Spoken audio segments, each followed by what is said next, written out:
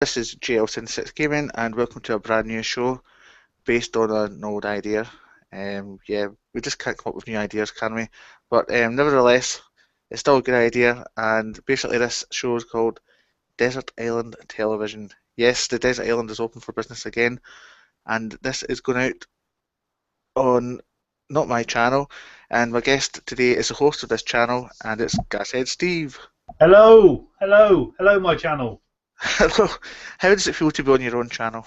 Do you know what's slightly weird? I mean, Yeah. we obviously had a chat about this earlier about where we're going to put our show, or this show in particular, but it feels quite funny to be on my channel. Not that it should, but on my channel being interviewed by somebody else. Yeah, It's this slightly is strange. cutting edge here. Yeah, So this is basically going to be a two-parter. So I'm going to be interviewing your good self, Steve, yeah. on your channel, and you're going to do the opposite on my channel. When they're going out yet, we don't know. Hopefully, fairly soon. But initially, this is just going to be two episodes, isn't it? But we may bring back bring it back later in the year when we've got more time. Yeah. Yeah, At the moment, I mean, it's obviously an idea that we both spoke about before, and an idea that we both like. I mean, there's loads of TV shows out there that people love and enjoy. Not just games and films. But obviously, it's getting the time to do these shows, like most things. So if we can make time, yeah, then I'm sure we can work a way to do this show as a double team. Uh, yeah. I don't know if people enjoy that. Let us know, obviously. But yeah. What we need to do is get Mr. Restaurant Unlimited to employ us full time, and then we can do these programs professionally every week. Yeah, I wouldn't count on that, though, mate. He's a bit of a Scrooge by all means, Yeah, I know. wages wise. So It is actually coming up to the second anniversary of Restaurant Unlimited, so congratulations to Restaurant Unlimited for being 2 years old. yeah, congratulations. Yeah, and new website coming soon, which is exciting. Yeah, it is indeed. It's not quite as exciting as Desert Island Television, though. No, far from it. Far from it. Right, so I guess we'll just get right into it then. There's no need for me to um, do a get to know you session because I think people on your channel should know you already. Well, they better Yeah. do. Otherwise, why are you here? Exactly. So we're going to keep it roughly to the same format of Desert Island Films, where you get to pick eight television programs basically, and but two programs that you really should have watched. This feels weird doing it your way. Do you know what? It is weird.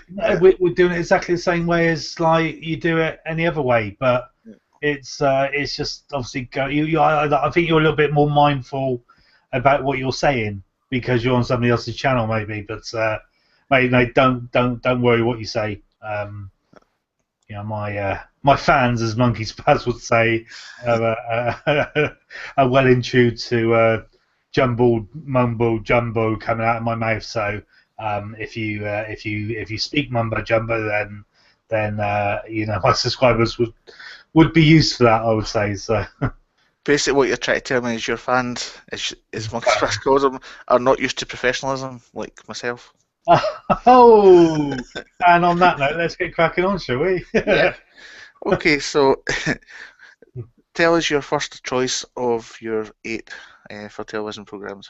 My first one is a choice where I'm in two minds on what it's going to be because this particular franchise, obviously, when I was growing up, this particular one isn't the first one. Obviously, there's a original series, and then there's the next generation, which I think I'm kind of giving it away to what I'm picking. Yeah. And then there's this one, which is Deep Space Nine. So pick number one is Deep Space Nine for me. Right. So you mentioned there's obviously all different series of Star Trek. So why is it you prefer this one? Well, do you know what? I'm really in two minds. Just talking about it. I mean, obviously, when I was growing up, my kind of era missed the original series, so the whole Captain Kirk and all of that. It didn't pass me by. But when I was growing up, I'm more sort of influenced by the Next Generation. Hmm.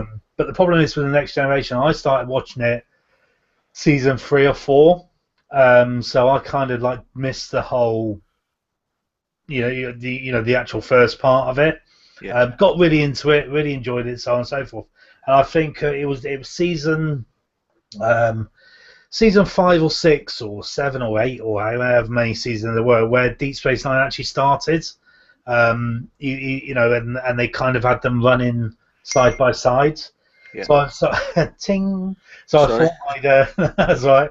Professionalism, Yeah. as you were Of mentioning, course. Yeah. of course, naturally. So I think Deep Space Nine for me was probably more to do with the fact that I started off, from the off. So I kind of like grew with Deep Space Nine. I also like the fact that they were stationary, on one particular platform, which obviously is the space station Deep Space Nine, Hmm. um, and just the characters, and obviously, Next Generation had great characters, and so did Voyager to a certain point. But yeah, it was more so. I started off when Deep Space started off as such. It was growing actually with that series. Yeah. I've got a confession to make. I'm not a Trekkie. Oh, Yeah. okay. And actually, quite surprising, I suppose. I mean, it's sort of thing that I should be into, considering all the other stuff I'm into. But I think, as you say, because it started before I was born, I never really got into it.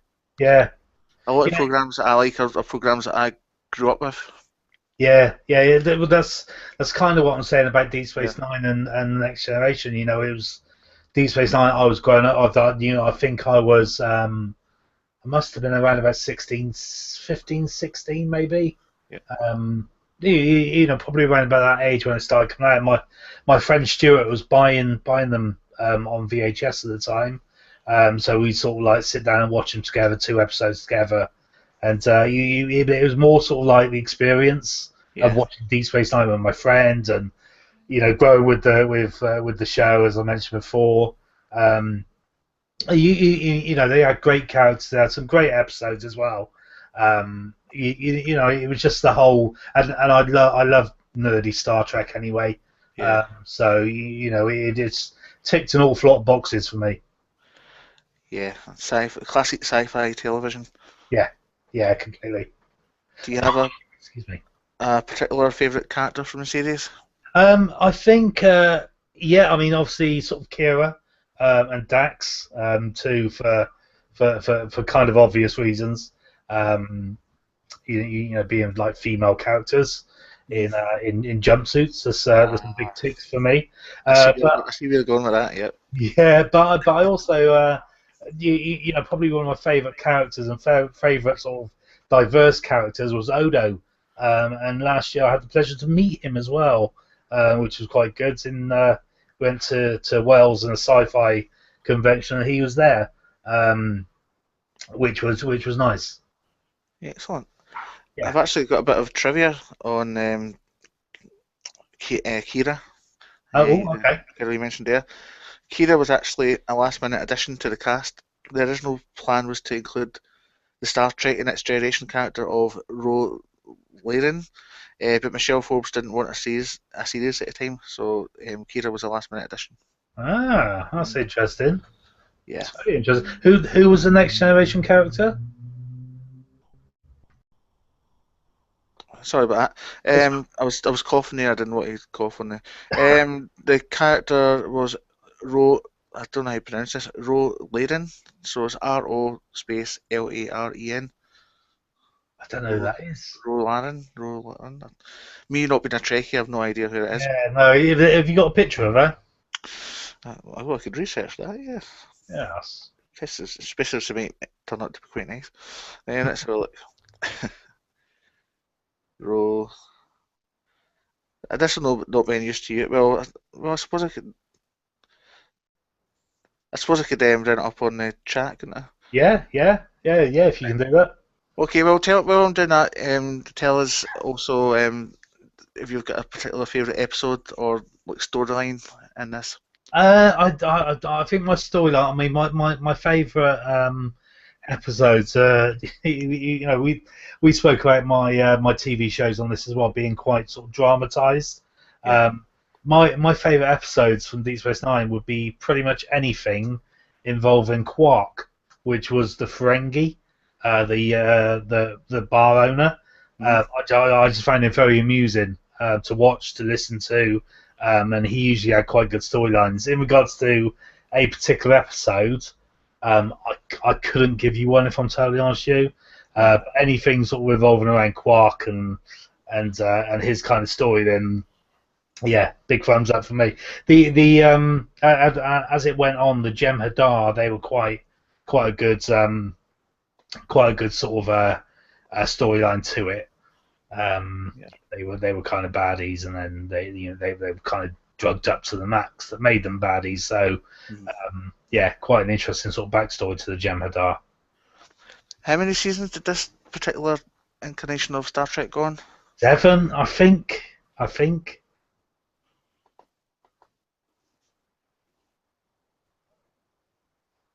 Oh, Silence.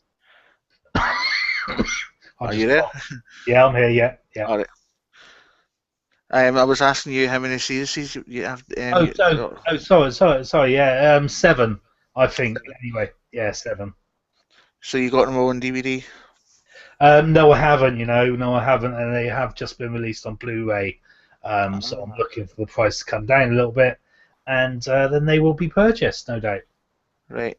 So I have sourced a picture of Ro Laren, even though I don't know if that's how you say it, but uh, Fire unfortunately I'm no Harry Yak, so over. not as he was me saying earlier on that was professional, so that was obviously a lie. No, mate, just pop it up when you can. Just pop it up when you can. Hey, and then I'll put the picture up as well. That's what she said. Yeah. Oh, into the that's what she said jokes already. Okay, I think I've right, check this out. See if we can see that now. Oh, Can you see her? yes, I can. Yes, I can. Yes. Yes, I do know who she is. Yes. That's interesting. I think, if I'm right, I think she was in the first episode as Right. kind of a crossover. There was a few characters. I think like Geordie LaForge and this hottie. Um, they were actually boarding on Deep Space Nine, and obviously just like a handover as such. So yeah, she actually was in Deep Space Nine, but she obviously didn't stay on Deep Space Nine. Nope. So I'll give you some more trivia on this Yeah, program. Things that you may or may not have known. You mentioned, excuse me, you mentioned Dax earlier on. yeah, Jad Jadzia Dax.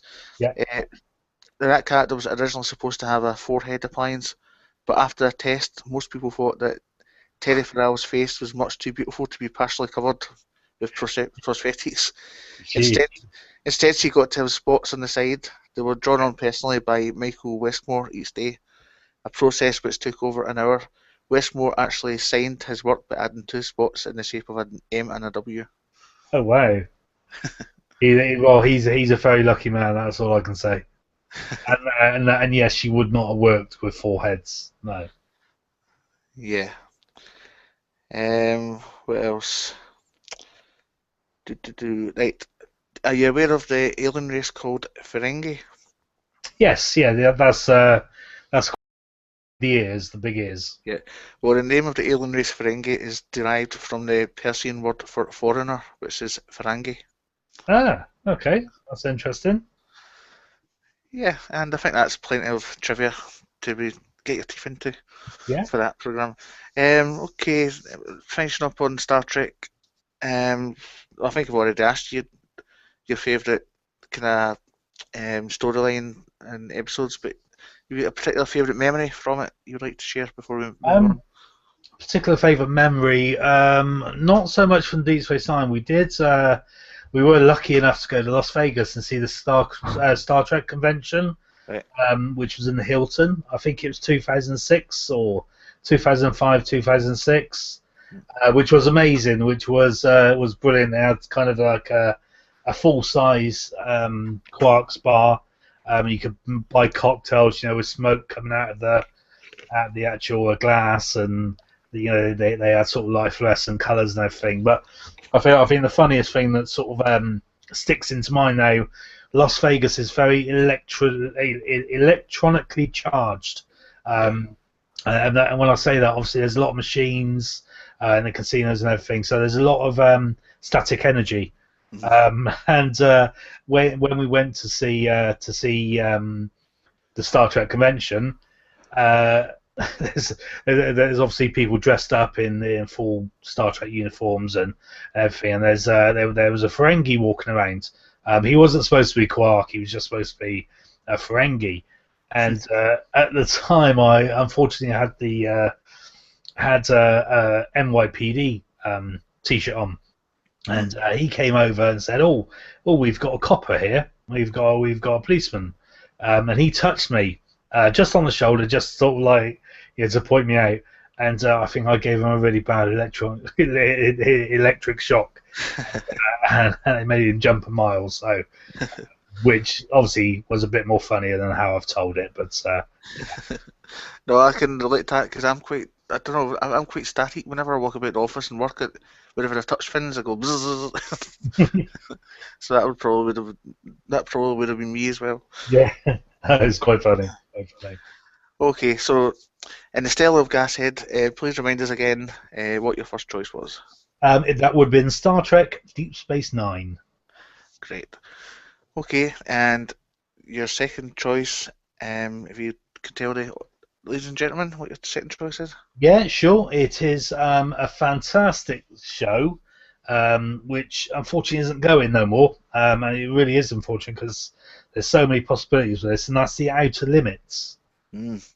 Now, this is not, I'm guessing this is the 90s series, not the 60s series? No, it is the 90s. The 60s was based very much on the Twilight Zone, and it was the Outer Limits in the 60s was all black and white, and they basically redone them in the 90s, and they redone quite a few of the episodes as well, which is really good because I was actually into the black and white ones, just as the Outer Limits was coming out, in full color and full sort of like 1 HP or whatever, and it was. Yeah.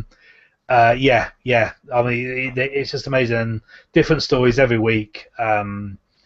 Just sort of like they can have a sort of romantic background, a science fiction twist to it, a horror twist, and it was all sort of just like the Twilight Zone. Is the best way to sort of compare the two, like the Twilight Zone. So just weird shit, basically. This is one that passed me by, unfortunately. What channel did that go out in the UK? It would have definitely been on terrestrial TV, so it might have been Channel 4 or Channel 5. Channel 5?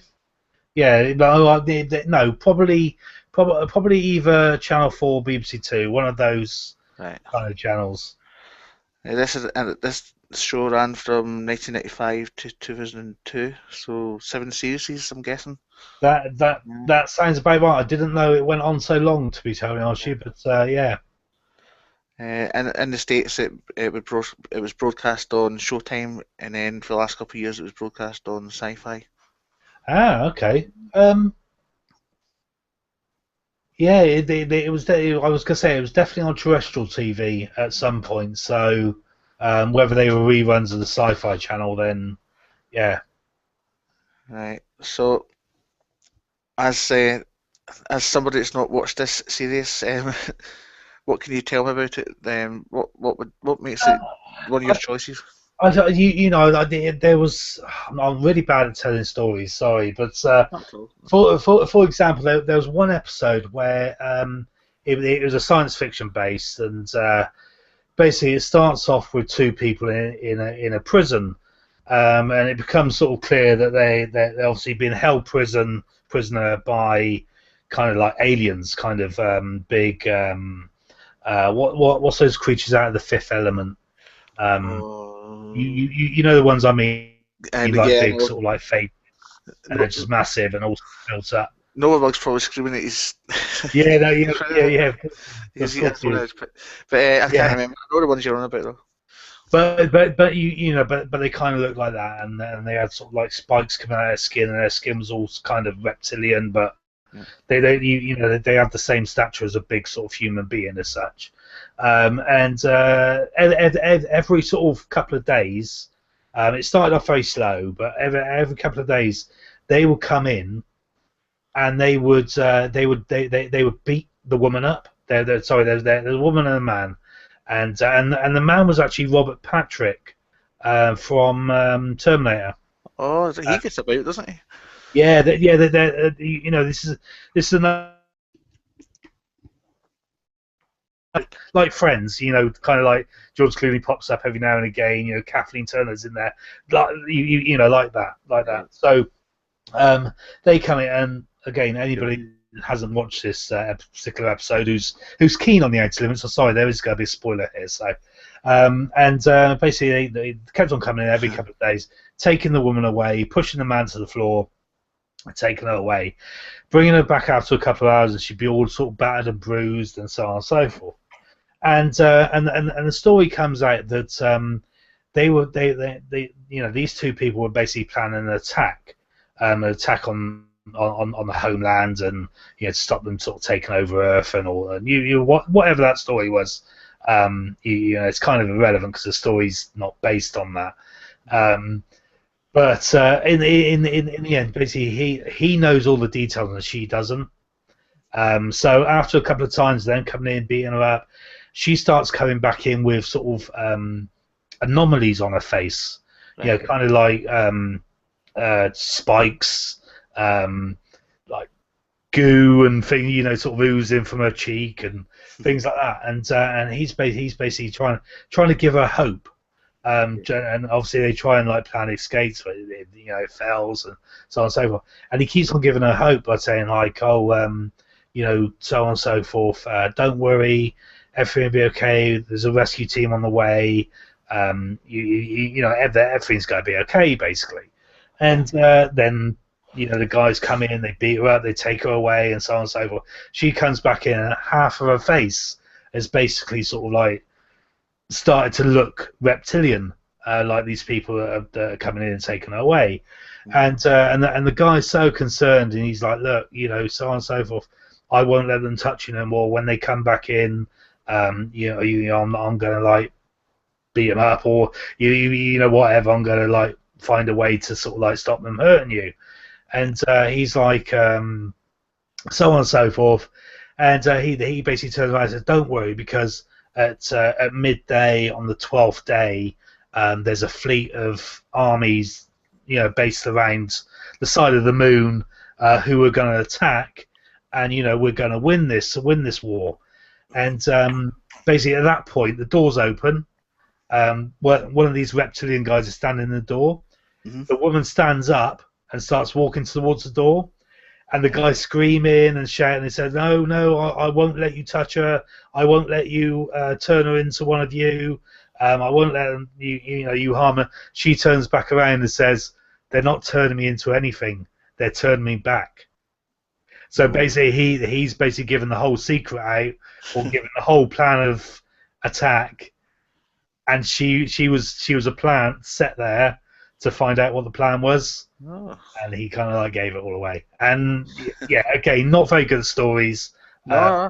And you have to see it, but yeah, no, amazing. And there's there's other things like they do one on DNA where a woman wants a perfect son, and she wants him to like learn to swim and be really good at swimming, be really good at this, really good at that, so on and so forth. And she goes to like a medical centre, and they say, yeah, no problem, DNA's our experience, that's what we're going to do. We're going to like create you a perfect son. And sort of at the end, she goes in to collect her perfect son. And he's a fish. Do you know what I mean? That type of thing was reptilian like lizard or something. That type of thing. So yes.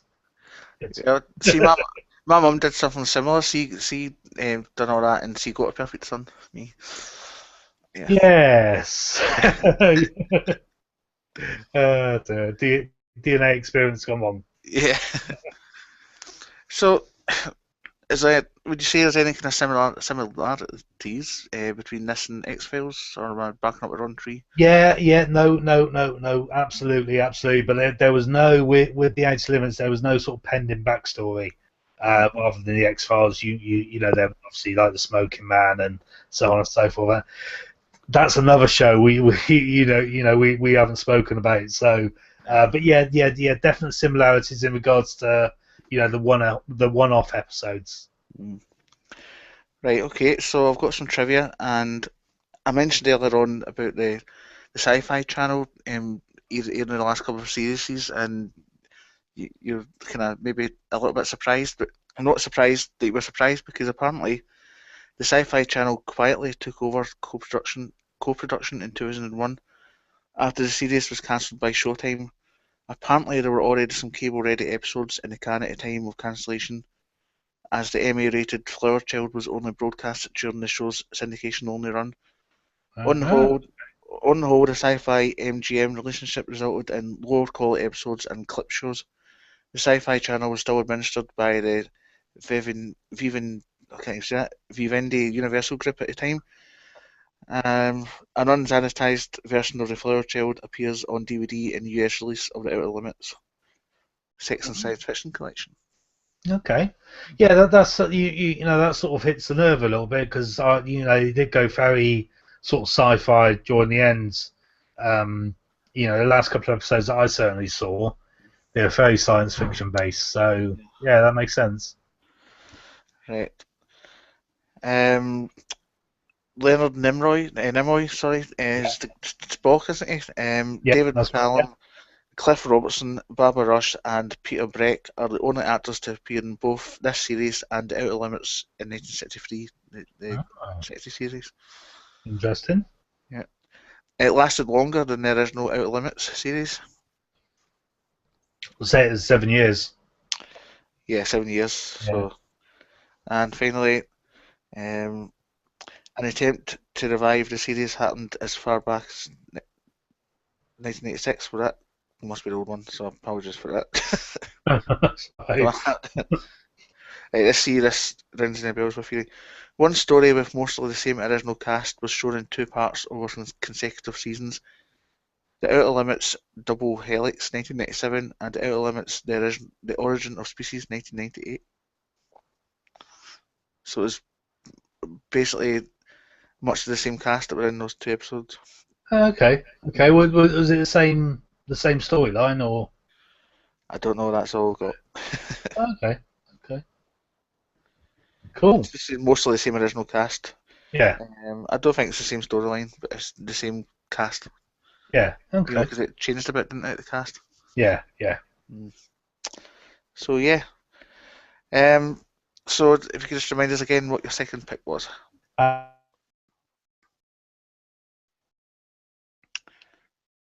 You cut off. Six. Yeah. Hey, Oh, the colour yellow, version, the color the version, 1996 series. 1965. Okay, so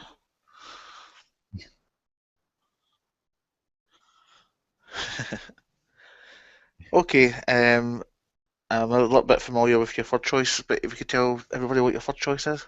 My third choice is Quantum Leap. Uh, Beckett. okay, so obviously I can imagine what your reasons are for picking this one, but please tell people what your reasons are. Right. I think the main reason. I've got two main reasons. Mhm. Time travel. Yes. I like the fact of that. I think that's pretty cool. I think it's very far fetched. I don't think we ever need to, or we can ever master try and time travel. But yeah, I just love that idea. Yeah. I love the idea about having a second chance and sort of like putting the rights to the wrongs that you may have made in a previous life, or Mhm. you're about to make that wrong move, yet somebody steps into your shoes and kind of makes the right decision for you. So I like the whole sort of like the positive spin on it, where he's there to actually do something positive Yeah, for that one particular person's life, whether they've made the mistake already and they've got a second chance to sort of go back and he steps into their shoes and makes the right decision, or it's a case of like, he jumps into somebody's shoes and makes the right decision for them, as such. yeah. I have to admit, I love the whole idea of time travel as well. In fact, there's at least one of my programs when it comes to my interview that involves sort of time travel. I love the whole idea of time travel. I would love to time travel myself if it was ever Yeah, possible. Um, yeah, but I do like the idea of this, dropping into somebody else's life as well and try and make it better for them.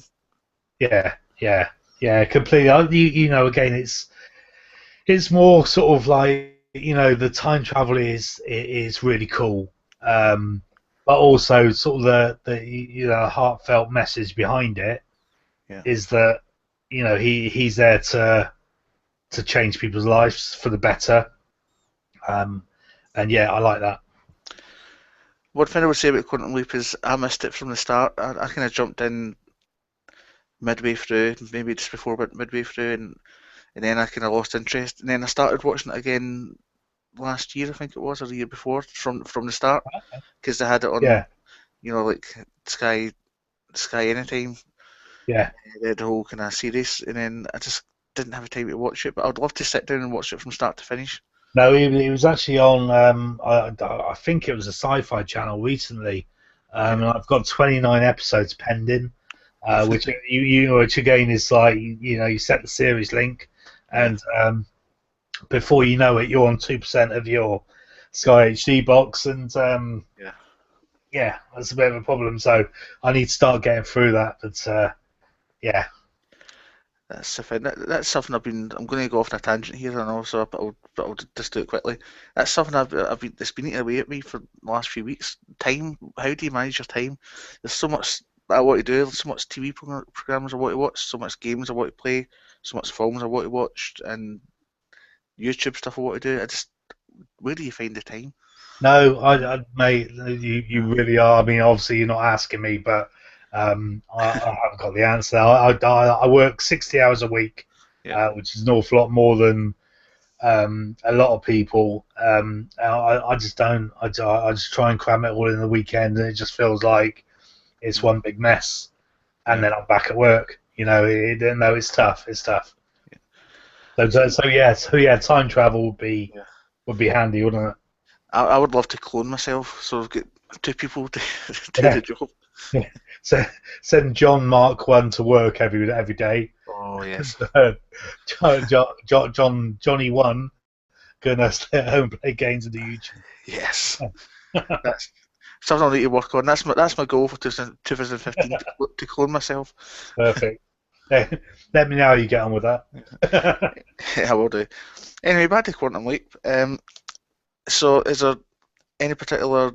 Obviously, again, it's a different one every week, and it jumps into a different Yeah. person's body every week. Is there any that stick out in your memory that are particularly good ones? Yeah, I bored people with this one before on the Sunday Stroll stream that we did a while ago. Actually, there's a couple. There's one where I think he goes back to Vietnam, and he Hmm. has to rescue his brother. Does that sort of? I can't remember, but I remember that one being very sort of emotionally charged and just a really good sort of episode. Um, for me, the standout moment of that is at the end of the first episode ever. So Genesis, it's Genesis Part 1 and 2. Hmm. He basically gets a chance to phone his dad, That's who's right. been dead, and a few years, and he gets something so small. Hmm. He obviously never turned up one year for Thanksgiving, um, and yeah, and he goes on and sort of like pretty much just apologizes, Yeah. and his dad turns around and says, "It's fine, you're a man making your way in the world, and your dad will understand." And so I think at that moment it's like Hmm. that's been accepted. It's a case like he was so worried about it, obviously never got a chance to speak about it. His Yeah. dad died. That's something that plays on his mind a lot. And then he gets that one chance to say, "Dad, you remember that Christmas. I think, nah, it's fine. And that is life, isn't it? Yeah. It's like you have regrets about things that you haven't said, things you should have said, Hmm. things that you should have done, things that you didn't do. Um, I think that sort of sums up the whole. When I mentioned before why Quantum Leap, I think that sort of sums it up nicely for me. So Yeah. The first episode it was a baseball player or something, wasn't he? that's right. Yeah, that's Yeah. right. He was basically put there to make a home run or something, I think. Yeah. But again, that was kind of a sub story to the story. Yeah. For me, and that was obviously in the last sort of, that was his last leap, wasn't it? Before Yeah. episode 2 comes on, but um, yeah, just fucking cool, isn't it? Yeah. Really? The one I liked, and it's very early on, actually. That's probably why I remember it because I was going through it last year. But Yeah. I don't know if it was his second leap or certainly early on anyway. It's the one where he kind of leaps into it's like a fighter pilot, and he's like, "Oh boy, I don't know what the hell I'm flying a plane here. I don't know what the hell I'm doing." Oh no, I'm pretty sure that's Genesis. I'm pretty sure that's the Is first it the episode. same? Is it the same one? All right, well, there you Yeah, I go. think so. Yeah, I think so. Right, okay. I knew it was early on, but couldn't remember if it was the same part of the same thing Yeah, or not. But no, yeah, that I'm was just pretty great. sure That's that's just the first crazy. episode. Yeah, that's just great. I mean, imagine leaping into something like that. I mean, if that was for real, that would be scary. Yeah, yeah, totally. Well, you'd have a crushed plane on your hands, wouldn't Yeah, you? well, yeah, yeah. And I like the character. Is it Al? You know, the guy. He's Yeah, kind of yeah. hologram guy. The He's quite holograph, funny. yeah, I yeah. think he's a kind of womanizer and an alcoholic. Yeah, yeah. So, but he's kind of like the good guy that Sam obviously relies heavily on, Yeah. and he's kind of a bit of a rogue, and it's like, yeah, that's cool. I always find it funny when he's talking to him and everybody else thinks it's like the person's just talking to themselves.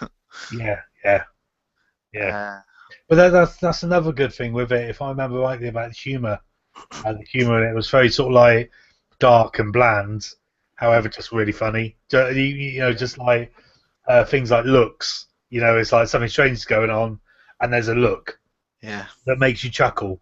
Because you know exactly what that look means. You don't have to say anything else, but that look means like, what the fuck, or you freak, or who are you talking to? It's yeah, It's always quite funny as well when he looks into a woman, so he's dressed up as a woman. yeah, yeah, yeah, yeah. Yeah. Um, I, I'm not going to ask you about the end because at this point in time I don't want to know how it ended because I do still intend to go back and watch this. Okay, yeah. But were you satisfied with the end? Disappointed with the end? Without giving it away? Do you know what you just mentioned? That means that you know something about it, or you know something. I remember there being a conversation on one of the Restaurant Online live streams, and I was like, "Whoa, whoa, whoa! Stop, stop!" And I Uh, think, do you know what? It's best not to say. If I'm all right, telling, if you generally go watch it, I was disappointed. However, there's an argument to being happy or content with it. yeah. But I was disappointed. I mean, that's a good point. I mean, is there ever an ending to any TV series that's been satisfactory? Probably Yes, not. yes, and I will come on to that Right. in seconds. All right. Okay. Oh, I better find some trivia for Quantum Leap. Let's have a look here. Of course, I'm sure that guy that played Sam Beckett was in Star Trek as well, was he not? Yeah, Star Trek Yeah. Enterprise. Yeah, Yeah. which was a. Do you know what? I never really watched it. I watched the first couple of episodes. It was okay, but it was obviously off the back of Voyager, which was very good. So going from very good to okay, you kind of stop watching. So and again, I remember that coming out when I was working security, working 60 hours a week, and it'd be a case like as soon as I got home, I didn't want to watch something that's okay. It's like you just want to watch something that is going to entertain you, Yeah. rather than sort of hit and miss, sit there for an hour. It's like, well, I did enjoy that. So Cool. Right, I've got one here. It's quite a funny one actually. Al Cigar was the idea of actor Dean Stockwell, who said it was a good way to get free cigars for 5 years. yeah, yeah, no point taken. Yeah, good advertising rights on that. Sam leaped into the year 1958 eight different times, which made it the most leaped into year during Quantum Leap's entire run. Oh, really? So obviously the person that wrote it has got some sort of fascination with 1958. Yeah. What else we got? The character Sam Beckett was ranked number 12 in TV Guide's list of the 25 greatest sci-fi legends. Oh. Yeah, no, do you know what? I can have that Hmm. because obviously there's a lot of like sci-fi legends out there, and it's like Quantum Leap is definitely it's unique. I mean, time travel at the time, if that Yeah, makes sense. It wasn't really done, even though I can mention an Outer Limit episode which was time travel based. yeah. But yeah, it was very unique, very unique. And that may and then be what saved it because another bit of trivia is Quantum Leap came close to being cancelled in its first season due to low ratings. However, a letter writing campaign helped save the series and enabled it to continue for 2 more years. Ah, okay, interesting. I think the third season was when that Vietnam episode happened. So yeah, okay. Right, I've got nothing else of any particular interest there. I think, oh, hold on. No, I think that's plenty of trivia for that. So, your third choice again? My third choice is Quantum Leap. Right. And moving swiftly on, what's your fourth choice? Um, that is a Buffy the Vampire Slayer. I can think of at least one reason why you might like this, but Well, no, there's actually many reasons if you're thinking about the same thing that I'm thinking about. However, yeah. vampires. Yes. Vampires are badass. Um, love vampires. I fancy vampire hunters, but vampires for me is probably one of my favourite sort of horror characters. So I've been put off a bit of vampires by all this Twilight stuff. yeah, yeah. I mean, to be honest, with you Buffy obviously came out before that Yeah. shit. Sorry if you like Twilight, but Sorry, ladies. they're not vampires for me. But No. then I guess like vampires have to adapt and sort of you know Evolve. yeah evolve as such. And if that involves like going to fucking school and looking like a dick, then and falling in love with some sap, then yeah, I guess that's that. So Yeah. But anyway, Buffy, of course, starred Sarah Michelle Gellar. it did. Right, yeah. The lovely Sarah Michelle Gellar. That's one of your reasons for liking it, I'm sure. It might well be, yeah. Yeah. No, Also, it's actually the main reason was actually because it had the Kenko, not the Kenko, the Nescafe coffee man in. I did not know that. No. Right, so obviously you mentioned vampires as your kind of favourite horror thing. And so how well did they actually do vampires in this? Really well. I mean, obviously there was a spin-off, Angel, if you remember that. Do you I know do, about yeah. that? I know. Yeah, I have watched a couple of episodes of Angel. I didn't Yeah, watch. I didn't watch Buffy religiously. I watched it for a while, but I didn't watch it from start to finish. And I was aware of Angel, but yeah. yeah. There was some. I mean, like Angel was a bit of a Twilight character, I guess. With the whole sort of like love interest with Buffy and what have you. But he was still a badass vampire when he wanted to be. So I think he kind of resisted the urge to be that sap, and he was a badass vampire that he should have been. So what was the question? What was the question? Sorry. I What, can't what, even remember. what was the question? It was I think. what vampires like, wasn't it? Yeah, but well, in your opinion, how well did they do the vampires in Buffy? Yeah, yeah, really well. I mean, the vampires sort of in the last couple of seasons were more fillers as such to demons taking over, to monsters coming onto the earth and things like that. So if like a massive monster at the end of season 3. Yeah. A massive monster came through the Hell Gate, because obviously that was where uh, jeez, where's Buffy live? Springville, Spring. I'll find out. Yeah, please. Um, and Springwood? No, not Springwood. What the heck? And you know, so basically, the Hell Gate would open, and for this massive monster, but the Hell Gate would open and loads of vampires would come out, loads of sort of like werewolves would come out, and then you know for this big monster that's coming out from the Hell Gate, so they were still you know they were expendable, shall we say, apart from Spike and Angel, you know the vampires as such were expendable. So yeah, good. It's set in the fictional California town of Sunnydale. Sunnydale, that's the one. Yeah. Which Sunnydale, is suburban high school, Sunnydale High School. that's the one. That's the Yeah. one. Which got burnt down in the end of season 3. Well, burnt down, blown up, same thing. Yeah, I think, looking at the cast, Seth Green was in it, the guy from Yeah, Family Guy was in yeah. it. He was in the oh, I was about to say something then. Better not say that. But yeah, he was Willow's boyfriend for a while. Yeah. What's her name from American Pie? I was going to say, yeah, this one time at band camp, kiddo. That's the one. Yeah, that's the one. What brilliant line! What brilliant line!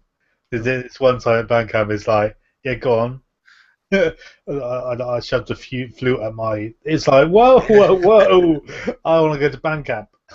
You know, it was all like Bandcamp geeks, so on and so forth.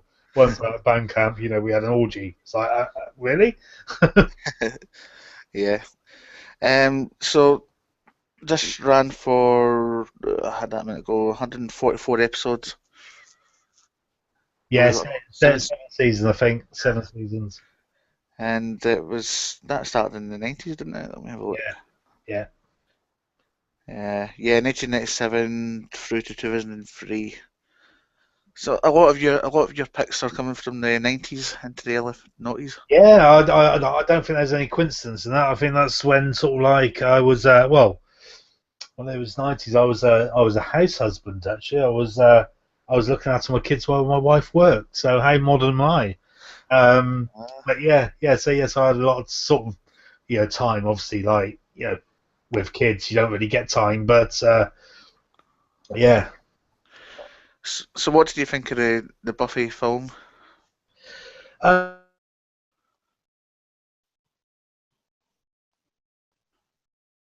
a prelude to Buffy, wasn't it? It was supposed to be a one-off to sort of like follow up with that particular woman being Buffy, but it didn't work. And I think I'm not too sure when that came out, but I'm pretty sure there was a gap, and I just don't think that movie worked at all.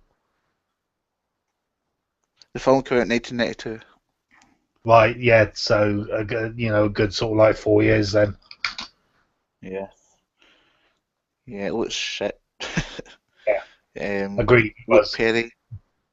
Yeah, that's one. Yeah. Any particular favourite memories from Buffy?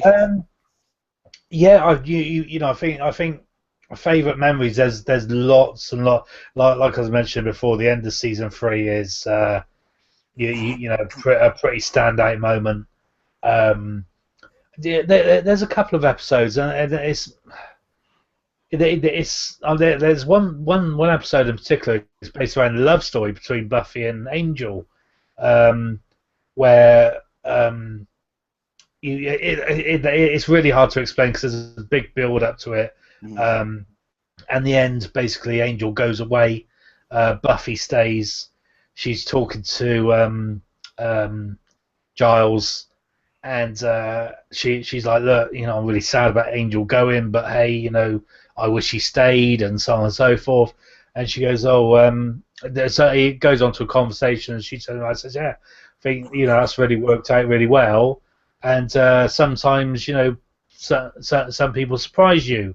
Yeah. And Giles turned around and said, yes, every now and again they do. and she turns around and angels come back for her.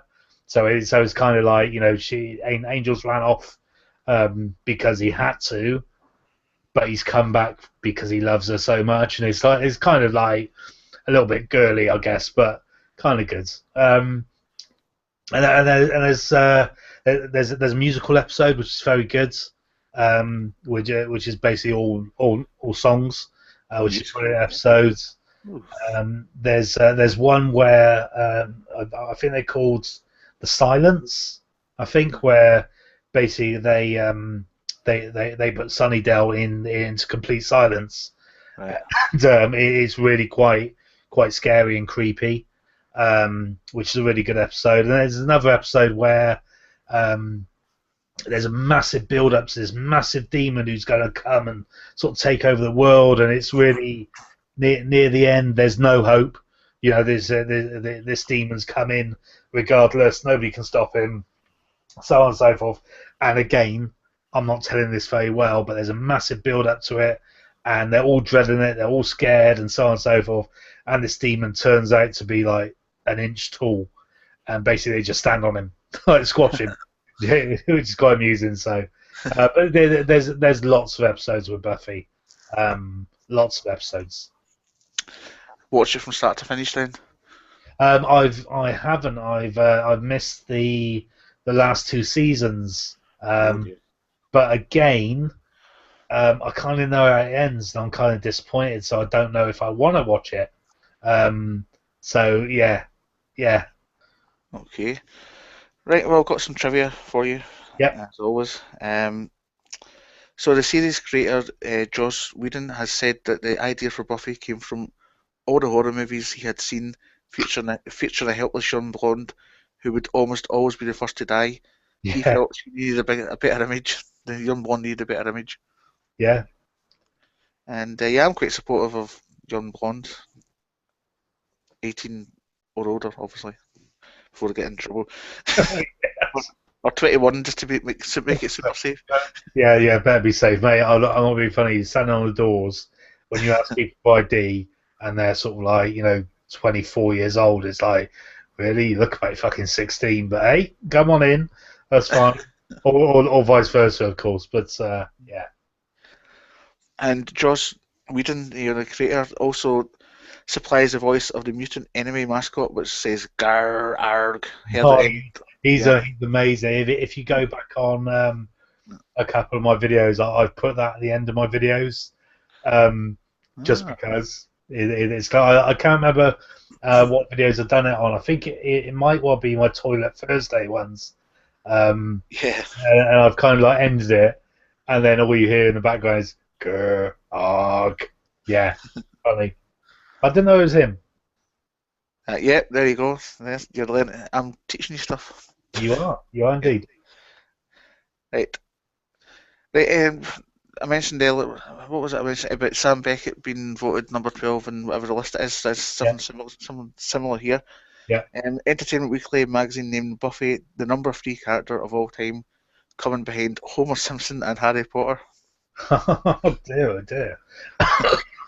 Homer Simpson? Yeah. I don't know what order that was in. I don't know if Homer was one and Harry Potter was two, or vice versa. I'm not too sure. Unusual one. Yeah. Oh, good nevertheless. In April 2002, the TV Guide named Buffy the Vampire Slayer as one of the 50 greatest TV shows of all time. Yeah, can agree with that. Well, he's obviously made it in my top 8, so yes, Yeah. of course, can Well, agree. I'd like to think you'll agree with it if it's a top 8. And it was ranked number 10 on Entertainment Weekly's list of the 100 greatest shows of all time. Yeah, Yeah. Let's see, one last one. I mentioned him earlier on, Seth Green. Seth Green and Chi Moyo Lo are the only actors to appear in both Buffy the Vampire Slayer 1992 and Buffy the Vampire Slayer 1997. However, Green's movie role was cut down to that of an extra. I didn't know that. I didn't know he was in the film. Oh yeah, Now I with, do. as an extra. So, of course, Seth Green is going to be featuring one of my picks on my interview. without He, giving too much away. he's going to appear in what? He's going to be Seth Green's in one of the programs from one of my picks. Oh, yeah, yes, Yeah, of course he yeah, is. Of course he is. yeah. But anyway, let's if you remind us of your was that your fourth pick, fourth or fifth? Uh, No, yeah, no, fifth. yeah. So remind us. No, it wasn't. It was your fourth. Remind us everybody of your fourth pick. That would be Buffy the Vampire Slayer. Yeah. Professional. Okay. Yeah. See, the thing is, we've as much as we discussed the idea of this show for a number of months, we just decided to do it today with Last night. absolutely zero preparation whatsoever. Hey, isn't that how everybody does it? I don't know. I don't know. Maybe it's just us. Well, half the stuff I do, well, most of the stuff I do is unprepared. You can probably tell. Anyway, and this one's a real biggie. Please reveal your pick number 5. Pick number 5. It is a real biggie. I think this particular character is a real biggie, Yeah. and that is the Incredible Hulk, the original series, obviously. No, Uh, it's not. He's changed it. oh, no, I didn't. No, no, you're lying. No, no, I'm not having that. Hold on, no, I didn't change it, did I? You Did did. I? Shit, did I change it? You changed it. Oh, what did I change it to? Right, stick with the Hulk first, and then I'll. Yes, no, absolutely. Right, stick with the Hulk. No preparation. Stick with the Hulk, and then we go on to Do you yeah, remember? Do you remember who you changed it to? yeah, yeah. No, I do. But you wanted to take out the Hulk and replace it with you wanted to keep them Oh both. Jesus, of course it did. Yeah. Yeah, well, my fourth pick, my fifth pick is Doctor Who. Yay! We got Yeah, it in. you're right. uh, Don't worry, guys. I'll keep you. Winners. Yeah, Yeah, yeah, Doctor Who. yeah, and obviously, as you've just heard there, and you forgot again. But how could you leave one of your biggest characters out? But he's in now, Doctor Who. I don't. Yeah, Yeah, it's old age creeping in. I think. yeah. And again, a series which very much incorporates time travel. Yeah, completely. I think with Doctor Who, when we talk about episodes or series that we grow up with, Yeah, um, you know, from the off, it was always about when like I was young, when I was growing up, when I was a teenager, there was a big gap, but then of course it sort of comes back and it's yeah, bigger and cooler than ever. So it's just a a thing that would never go away. I think Doctor Who will just be yeah, around forever. How can you go wrong with a character that can change? The storylines can change. yeah. You can have the possibilities with Doctor Who is endless, endless. If it goes wrong, then they change it. It's yeah, Yeah, it's quite iconic. It's quite an iconic character. yeah. Yeah. And now, do you consider the current, obviously the current run of Doctor Who and the original Doctor Who, do you consider that as two different series, or is it a continuation? What do you mean? Well, you know how like it stopped like whenever it was, 90s, and then it stopped for a while, and then it come back on with Christopher Eccleston. Would you still consider that to be a continuation? No, I no. I consider that as a complete reboot as Right. So, such. Obviously, it isn't. But I think when, and I'll be honest, when Sylvester McCoy took over or came in, it kind of ruined it for me. yeah, It took kind of um, a slapstick, is that the right word? View yeah, to yeah, Doctor Who. Whereas he was kind of cool, kind of calm, collective. Even with Tom Baker, you knew he would chat shit. Yet you knew he'd have something going on behind that shit. Yeah. Whereas with Sylvester McCoy, I just didn't buy into him at all. Yeah. And then of course Christopher Eccleston come in. I thought he'd done a fantastic job as Doctor Who. Um, and then literally they show episode 1 on BBC, Mm. and then on Monday morning you see that Christopher Eccleston's no longer going to be in Doctor Who, and he's going to hand over to somebody else, and it was just like, what are you doing? You know, Yeah. you stick this in our face, which is fucking amazing, and we know we've got a series of this now, to then turn around and say, well, I'll tell you what, the main character's now changing. Yeah. So basically, you want to pick Doctor Who as a whole or as a reboot? Just as a whole? Right, yeah, no, definitely as a whole. Yeah. However, if I had to choose, it'd be a reboot. It would be the more recent ones. I think the more recent ones have given me more entertainment than when I was younger. Yeah. We'll just say as a whole though, because it opens it up Yeah.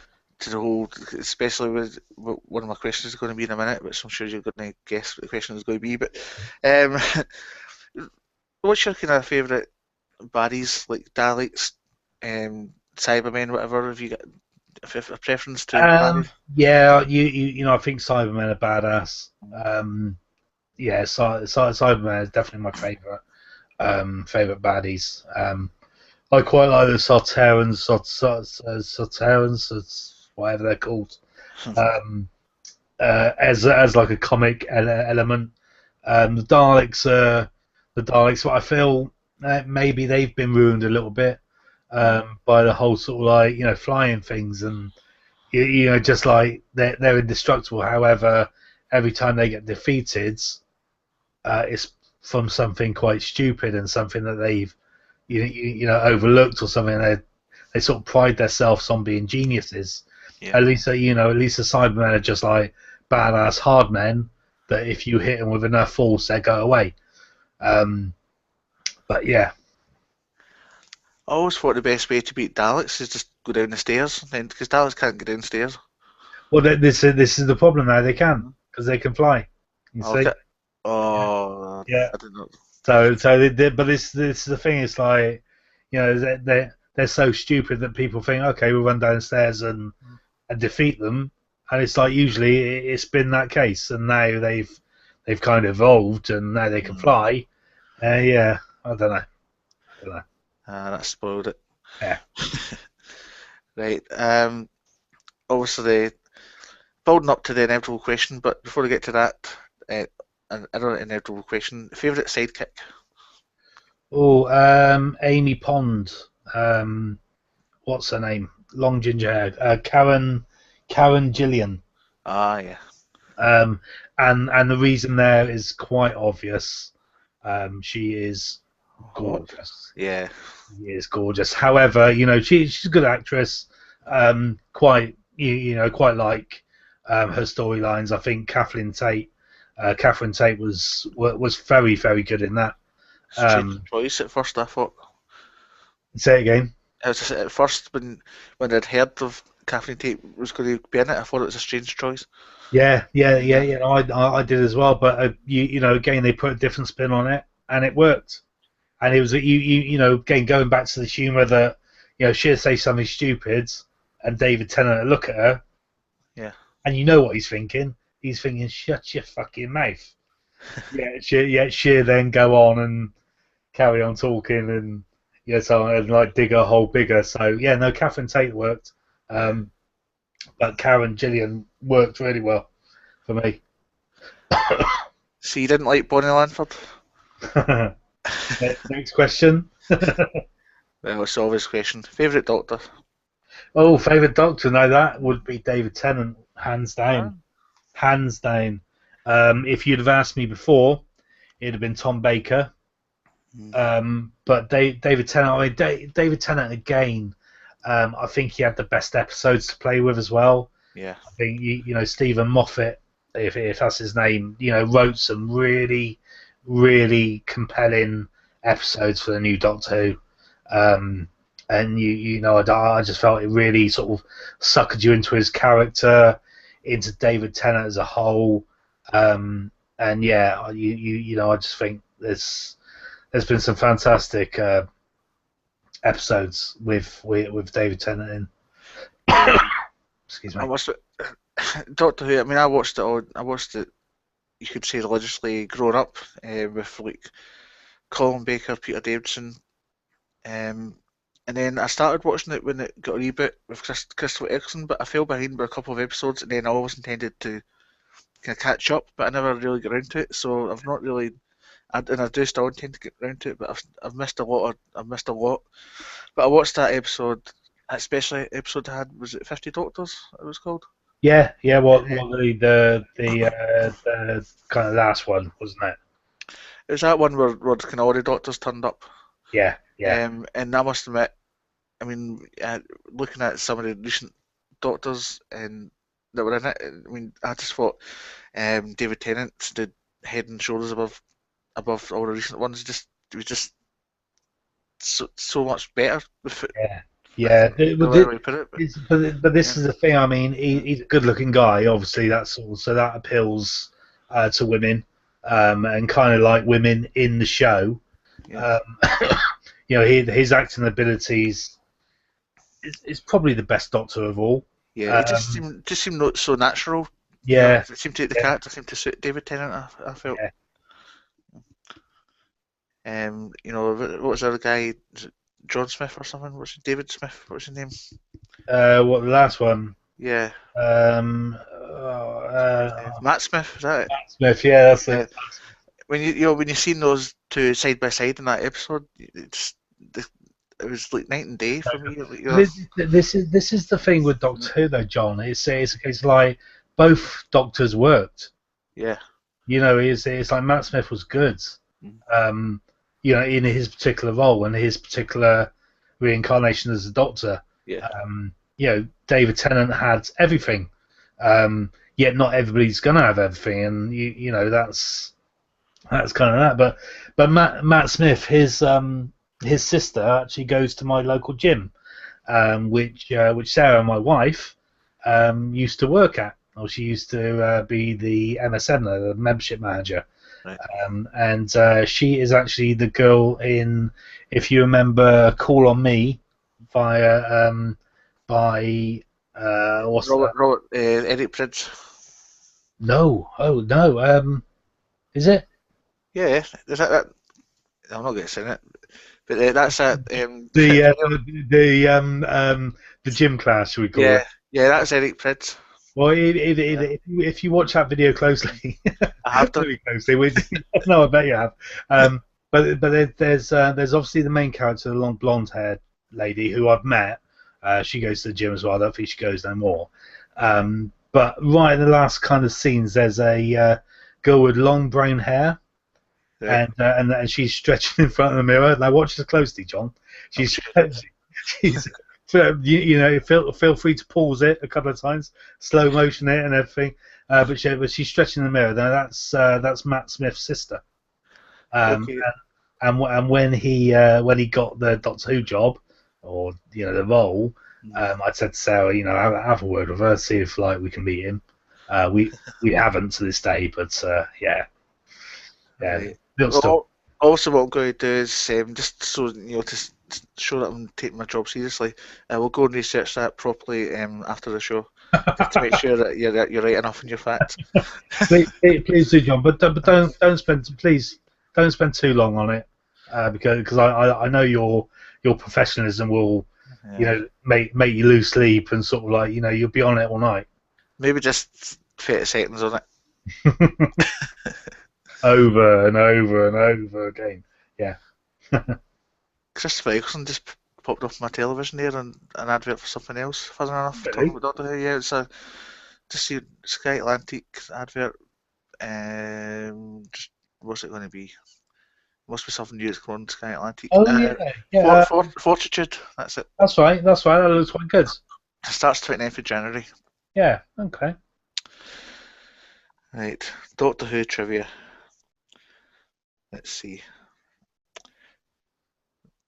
Yeah, but I would say I would have to agree with your two choices of doctors actually. If I had to choose an older one and your one, I would say Tom Baker and David Tennant as well. Yeah. I think John Pertwee. probably would be my favourite if I was brought up in that era. Um, I like John Pertwee. John,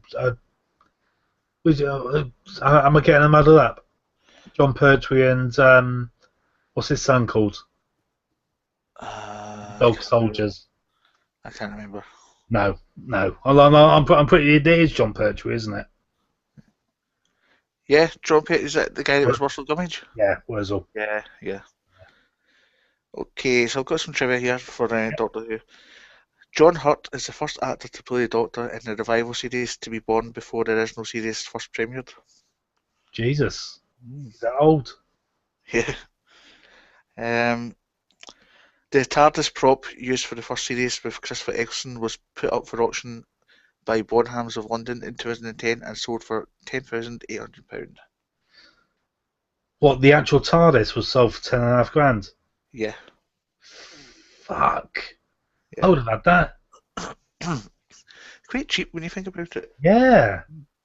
That's a TARDIS. Obviously, it's probably a cardboard shell, Yeah. bearing in mind. But yeah, no, definitely. Interestingly, I don't know if this is the same for other cities, but in Glasgow you still get those police boxes. No, nowhere, nowhere. In There's, Glasgow, there's at least three that I can think of in Glasgow that are still there.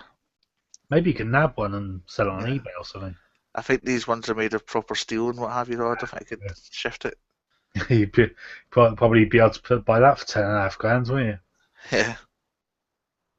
I think actually, I'll need to see if I can dig this out. I got one of my friends to take a picture of me outside it.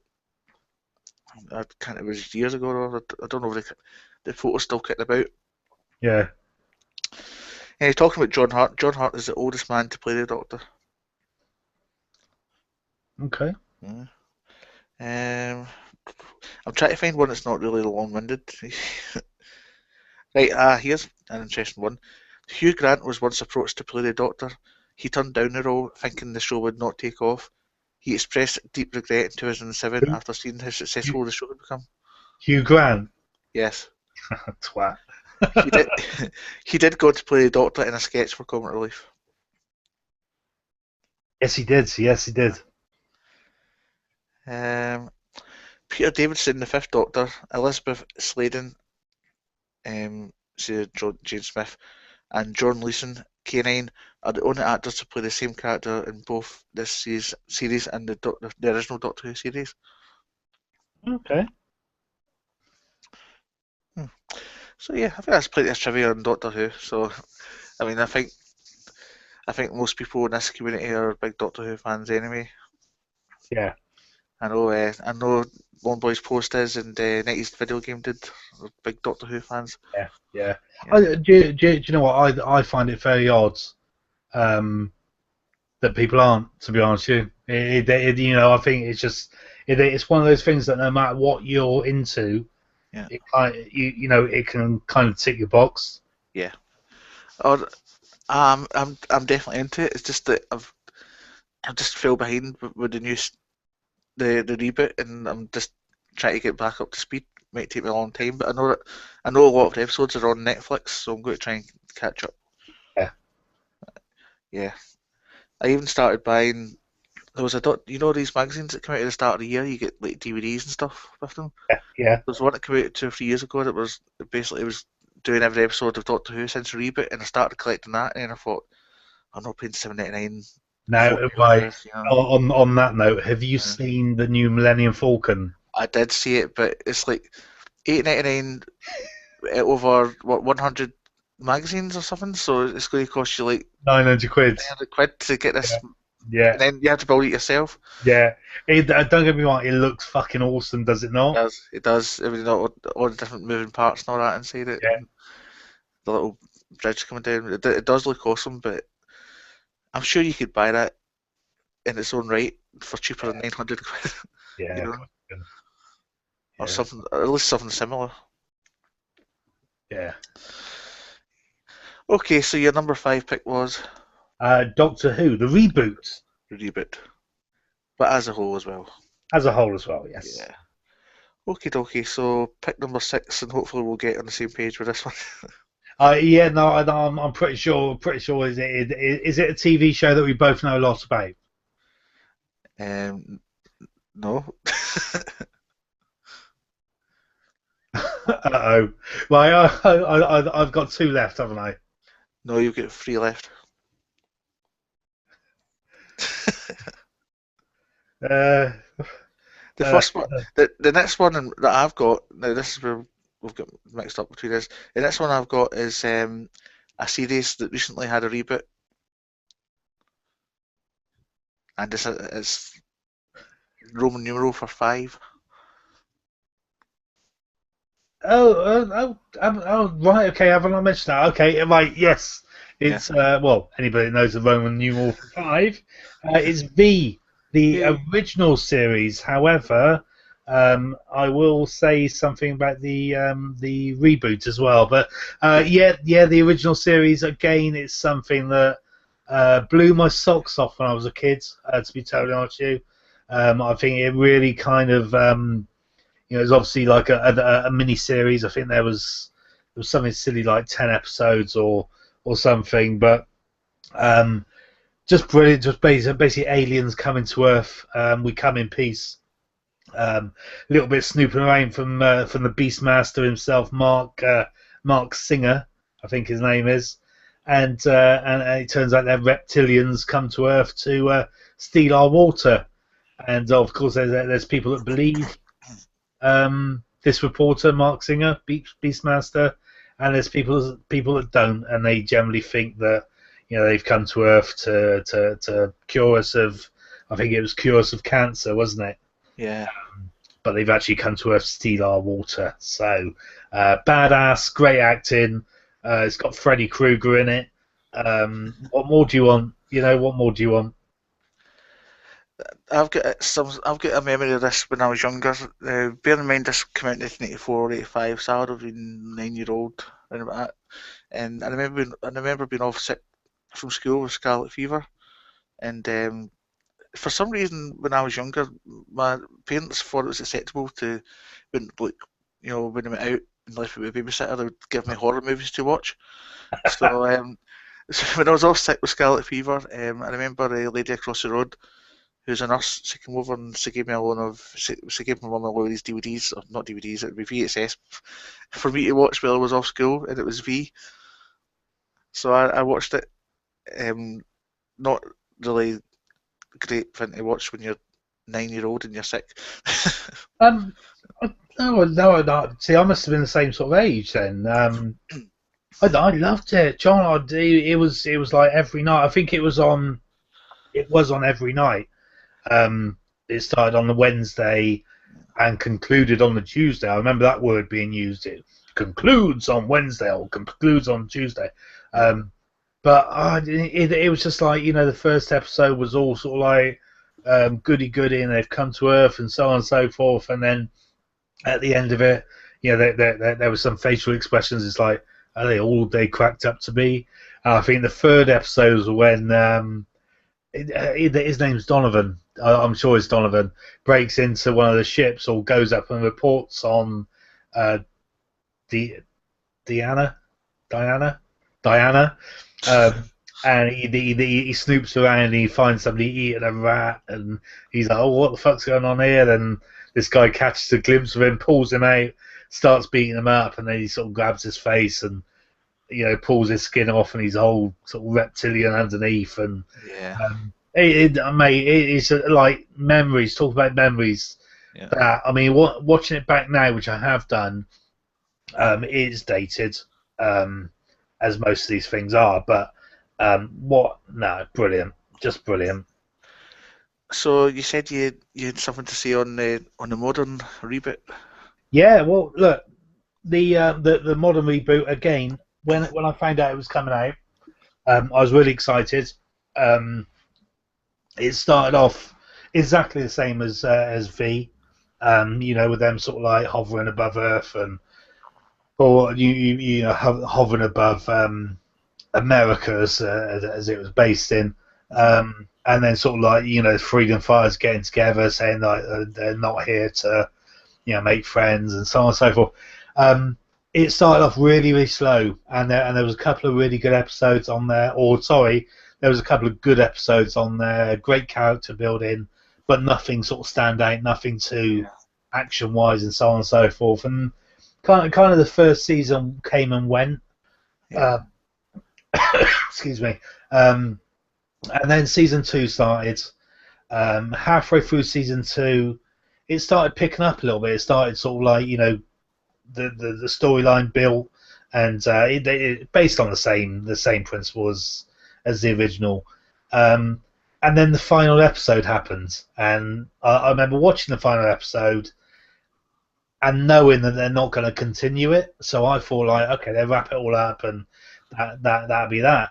Um, Basically, the final episode in the reboot is probably my favorite episode ever of a TV show.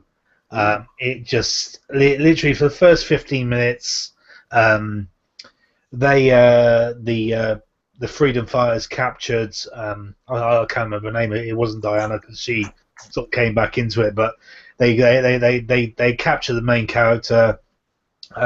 Her daughter was sent in to kill her. She couldn't kill her.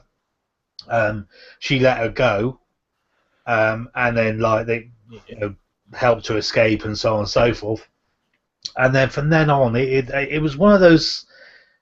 I find it hard to explain, but there was always a musical track behind it. Yeah. It was just like a 40-minute music track, all the way playing, and so first 15 minutes came and goes. She like escapes and so on and so forth. And again, there's a lot of looks. It's like, well, you went in there to kill her. You've came out. She's escaped. Oh no, she's changed and all that shit and so on and so forth. And then sort of like 20 minutes in, a main character, I'm talking a main character, gets killed, and you think, fucking really? Yeah. Really? And then 22 minutes, somebody else gets captured, who you think, like, no way. No, that ain't happening. 30 minutes, another main character dies, and all the time, this musical track is going, like, higher paced, higher tempo, louder bass, and it's Yeah. proper like whoa, whoa, whoa, and then something happens. Somebody turns bad, who isn't supposed to be bad, and it's Oh. like, oh my god, this is just fucking. How much better can this get? And then the fourth thing happens, and it's like, oh my god, this is amazing. This is just like, and I remember watching the episode. I legally downloaded it. Bullshit. And watched it. So like 46 minutes or however long it was, and I literally watched it again back to back. It was just amazing, John. It was the best. Like I said, the best TV episode. But again, watching it, if you just watched it as a one-off, it possibly would be a good episode. But because the whole season sort of come and gone, and not much had happened, Mhm. and then just at the end it just builds up and blows your socks off. It's like that is worth sitting through what would be 8 hours of nonsense just to get to that one episode. Amazing, yeah, amazing. It makes you wonder why they didn't go all out from the start. They may have been able to. Yeah, and then perhaps it would have Yeah. survived, Yeah. but no, that's that again that kind of like yeah, yeah. A lot of TV series in America don't get that chance to build the story up and expand on it. A lot of them, if they're not going to be a big hit straight away, they're going to get axed. Yeah, I think that's what the problem is. There's too much supply and demand. It's a case of like back in our day, sound like an old codger, but yeah, we had 5 channels to choose from, Yeah. and we never had sort of cable, we had Sky and so on and so forth, but we had 5 channels, and it was a case of like, Not even five. It was from Channel 5 didn't come to the 90s. no, it Yeah. didn't. I remember Channel 4 came out as well. Right. 82. Yeah, I remember. Yeah, so again, sort of back in those days. You know, you either watch the shit that was on telly, Yeah, or you twiddled your thumbs. So you know what were you gonna do? Watch the shit. But yeah, no, I think there's just too yeah, much out there to like like you said about time. yeah, There's some amazing shows out there which yeah. we'll come on to in a sec, um, but I ain't got time to watch it. Exactly. I mean, I don't. I mean, I guess I can. I was going to say I don't know how my wife does it, but I guess I can figure out why she does it because, like, my wife's only really got one hobby, and it's watching television and films. But I've got various different things going on, so I can understand why she can watch as many programs as she can. But me personally, I think I've only got time in my life for maybe one or two TV series at a time Yeah, because I've tried to sit down and watch things that my wife watches, and I've enjoyed them, but I just don't have the time to dedicate to them. yeah. Um, Or while you're watching it, you're actually doing something else. yeah, I've tried. That's what I try to teach myself to multitask, Yeah, like a woman. yeah.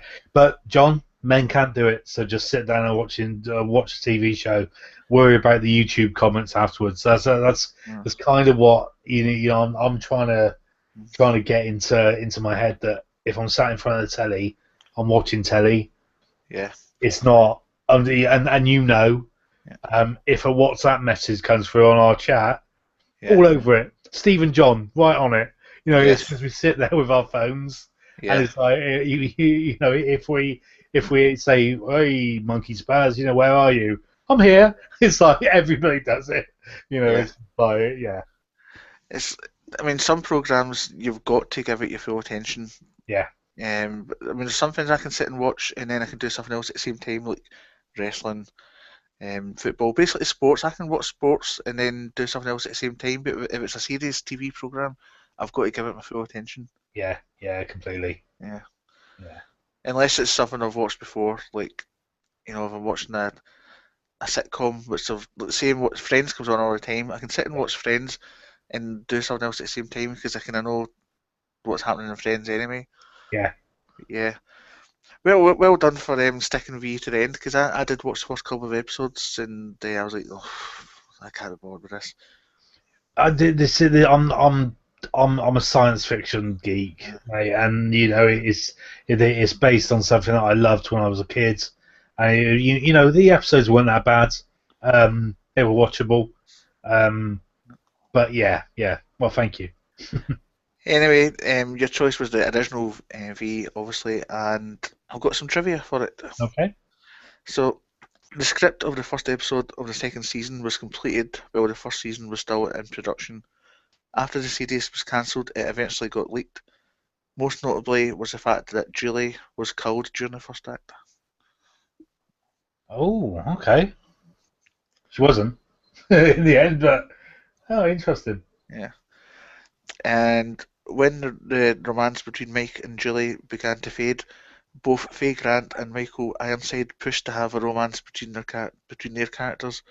Unfortunately, Ironside's character Ham was written out before this could happen, and the show was cancelled before he could return. He's probably about 84 years old now, Michael Ironside, isn't he?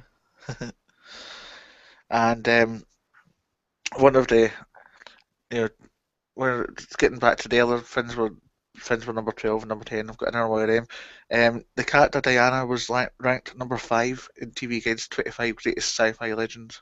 Yeah, good call. I don't think I'm giving too much away, but she's actually in the reboot as well. So it is a reboot, but it's a different story.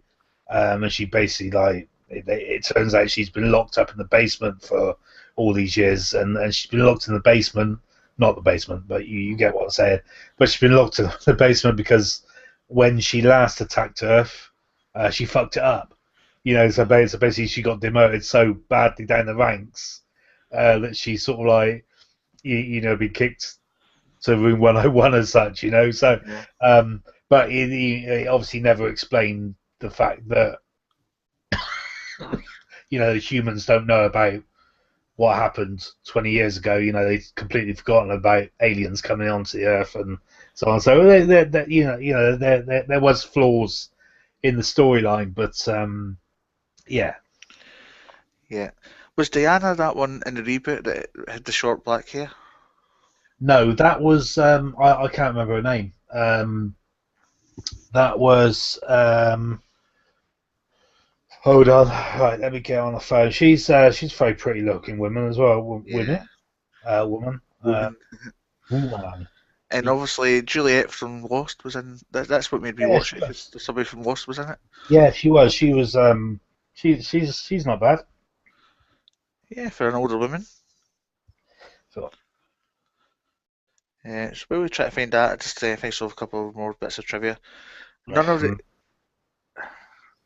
none yeah. of the aliens have last names except Chef Maxwell Larson in the episode Visitor's Choice. Okay.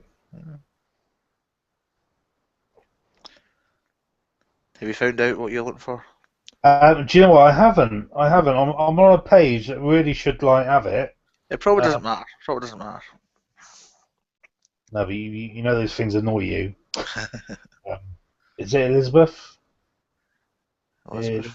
is Anna. Her name is Ah, Anna. Anna. right. Anna. That's the one. That's Anna. right. Anna. Yeah. Right. Last bit of trivia. The name Yeah. of the alien species is never revealed. Okay. They're just known as aliens, Aliens. Yeah, reptilian. reptilians. So just uh, just to recap, your choice number 6 was That was V. B. Okay, now the next two, just to make sure we're on the same page, are two Yeah. No. two that I definitely know about. Yeah, that Yeah. I've Yeah. got knowledge on. Yeah. Right. So first one, reveal your penultimate choice is. That is a lost. Okay, this could go on for some time. Right, this could do, John, but we're not going to We're because not going to know because we need to get this done. Yeah, because of course my viewers need to go over and watch your video as well. So yes. that's all I'm saying on the matter as well. So yeah, yeah, Lost. I mean, you know, it was built. We're kind of condensed it down a little bit, but for me, it was built as an aeroplane which crashes on a desert island, and basically the survivors need to come to terms with what they dealt with as such, and that is all I knew about it. I knew it was very high budget. I knew that it done well in the States before watching it here on a Sunday night, I think it was, Yeah, and that was it. So I watched it, quite entertaining, a high budget. You know, the plane crash was quite spectacular, decent enough characters, so on and so forth. Um, a few people died, a few people didn't. You know, a few people sort of like didn't react well, so on and so forth. And then about 40 minutes into the first episode, a massive roar came from the jungle, and about 100 trees started moving, and I was yeah, thinking to myself, what's going on here? yeah. This is more than just a plane crash in the Yeah, desert. Yeah, and I said, Sarah, I said, what the fuck? And so I was like, oh yeah, no, I knew it had like a science fiction element to it, and it was like, right, so Lost is now my new favourite TV show, um, and yeah, it's like from then on, I was hooked. I was hooked. yeah. And in all the time, the main characters were going about, um, talking about their favourite games, movies and television programs. Yeah, It was an interesting part of it as well. yeah, yeah. Maybe not, but yeah. Um, I'm not getting my reasons for me starting to watch it because this is your one, and yeah. Spoiler alert: I'm picking this. Oh no, John, look what you've done. I know, but a, a lot of people were put off by this because it was very complicated. There was a lot going on, and it was going all over the place. And, Do you know what? It wasn't complicated to start off with, yeah, um, but I think you know I think sort of during you know the a couple of seasons went by, mm, and obviously you know like the secrets from the island started coming out and so on and so forth, but you never really knew what the secret was. yeah, And I think even to this day, even though we both know how it ended, which we won't kind of give away, but um, there's an awful lot of things that you look back on now and think, well, that was a crock of shit. Yeah. Because that kind of like for that particular episode or for those 3 episodes that it kind of like carried on the storyline, Yeah. it didn't mean anything, or it didn't sort of like get to anything, or you never really explained that, or so on, or that character wasn't that important, and so on. So why did you have them in there other than to fill episode space? And it's like that kind of annoyed me a little bit. But obviously, when you're sat there watching it, you don't know that, so Yeah. it all comes and goes. I think I'm trying to preempt one of your questions here, but one of my favourite episodes um, has got nothing to do with nothing, and it's based on. Do you remember those two? I think they were boyfriend and girlfriend or Is it sister. Paolo and whatever his girlfriend name was? Yeah, I know the one you're on about. Was it the fish? Pa Paolo was, is it the fish?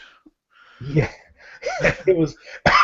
Well, again, I can't remember too much about it, but basically, one of the poisons, the other Oh, one. was it not a spider? No, no, I'm pretty sure. Was it a spider? But it basically paralyzes them, Yeah, and, I think it was a spider. and everybody thinks they're dead, so they Yeah, bury them. yeah, And it's like you already know that they're like paralyzed and they can't yeah, speak. And but that was a standout moment for me because that was so random, and it was right in the middle of like a big storyline where, yeah, again, pre-mentioned, sort of like there's 3 episodes leading on to something massive which was never explained, yeah, and then that was just an interlude as like, right, these two people have got nothing to do with anything. We're gonna fill the whole episode with them, make them look really important, and then at the end just give you a laugh. yeah. But I enjoyed that. it's still interesting, nonetheless, to to go away. I think some programs are. It's nice to have a little break from it. Yeah, yeah. Without giving away your next choice. That happens a lot in this as well, in your next choice as well. It Yeah. does, but I Yeah. think my next choice Although there's more point to it. Although, kind of wraps it up a little bit more yeah, so than yeah. I Lost. mean, So you find that you feel as have to go off on a tangent on your next choice, and then right, that's why they've done that. Whereas, as you say, this episode you're talking about Lost was just totally random and meaningless. Yeah, yeah, yeah, in the grand scheme of things. yeah, absolutely. Um, I think one of my without I'm trying not to use all my talk from this one, but I think one of my biggest revelations in it that made me go, if I didn't like it already, I liked it even more. Is when you discovered there was time travel in this as well. Yeah, yeah, completely. And you found that out when they were on the they were on kind of a bridge, weren't they? It wasn't a bridge. It was Was it a a ship? wooden walkway. And I think you saw the plane come over or something, and it was like, oh, they're here to rescue you, but that plane was them. Yeah.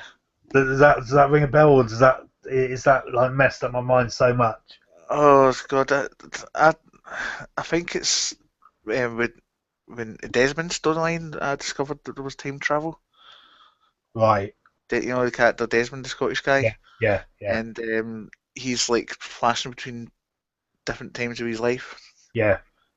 Um, but yeah, it's just such a good program, and I was, although it's disappointing how it ended up with there's a lot of questions left unanswered. There's a lot of questions that were answered, but they were like cop outs. Yeah. You know, the biggest one for me was the whispers. When Oh. Oh yeah. Yeah. I yeah, remember it's that. like those whispers. What is that? And I think it's Michael who'd come back as a ghost without spoiling it. He Yeah. goes, yeah, that was us. You know, I Oh, always fuck off. I mean, they built those whispers up for like 2 or 3 series, and then all of a sudden, no more whispers, and then it just like, cop out towards the end. Let's just tie that up and say it was just Michael being a ghost, talking. Yeah. No, yeah, Uh, that's completely. But this yeah, this this is the problem, isn't it? yeah, We look back and think on that as a joke.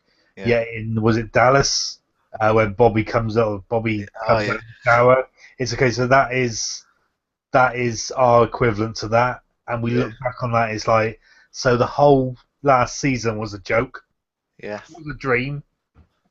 Yeah. bollocks. But Oh, of yeah, course, yeah. Yeah, the Flash Sideways, as it was called. yeah, that's it. Yeah. I must admit, I mean, I watched it on the original run. I've watched it back again twice, and I can still sit and watch this program again. I've got them all on DVD. Really? I can sit through and watch them all again and still discover new things. I'm sure. Yeah, Yeah, it's that kind of program. yeah. Anyway, this is your memories of Lost, and I'm already bantering Easy. Yeah. me. Favorite character? Oh, probably John Locke. John Locke. Yeah, probably. Again, a very interesting character. I think when his storyline came out, actually there was one bit in Lost that I really kind of got a bit not emotional, but kind of a bit gobsmacked with when you found out he was in a wheelchair, Yeah. and it was a case of like, Jesus, really, really, and then you pieced everything together by the fact that he kind of takes everything so serious and appreciates everything so little Yeah. that because the island's given him that ability, Hmm. to walk, and obviously that's something that was quite clearly so important to him when he had flashbacks to his whole life. Um, yeah, no, I like shit like that. Yeah. There's one. Once we get to my episode, there's a real good memory that sticks out in my mind, and there's this particular episode which I honestly I'm kind of some sort of sap, but this episode was so good that it almost had me crying, and I was like to my wife, "Oh, you need to, I know you've given up watching this, but you need to watch this. It's just some of the best acting I've ever seen in my life in Yeah, this particular episode." But I'll tell you about it in my episode. yeah, cool. So anything else you want to say about Lost? Any favourite bits, favourite memories?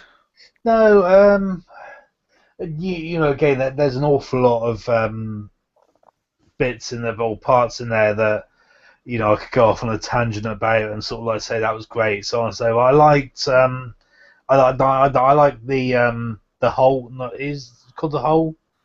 The The or Yeah, the the oh, I know what you're on about. The, the hatch. the hatch. Yeah, yeah, Yeah. No, it's the thing. If you haven't seen it, it's a mhm, case of the hole doesn't cover it.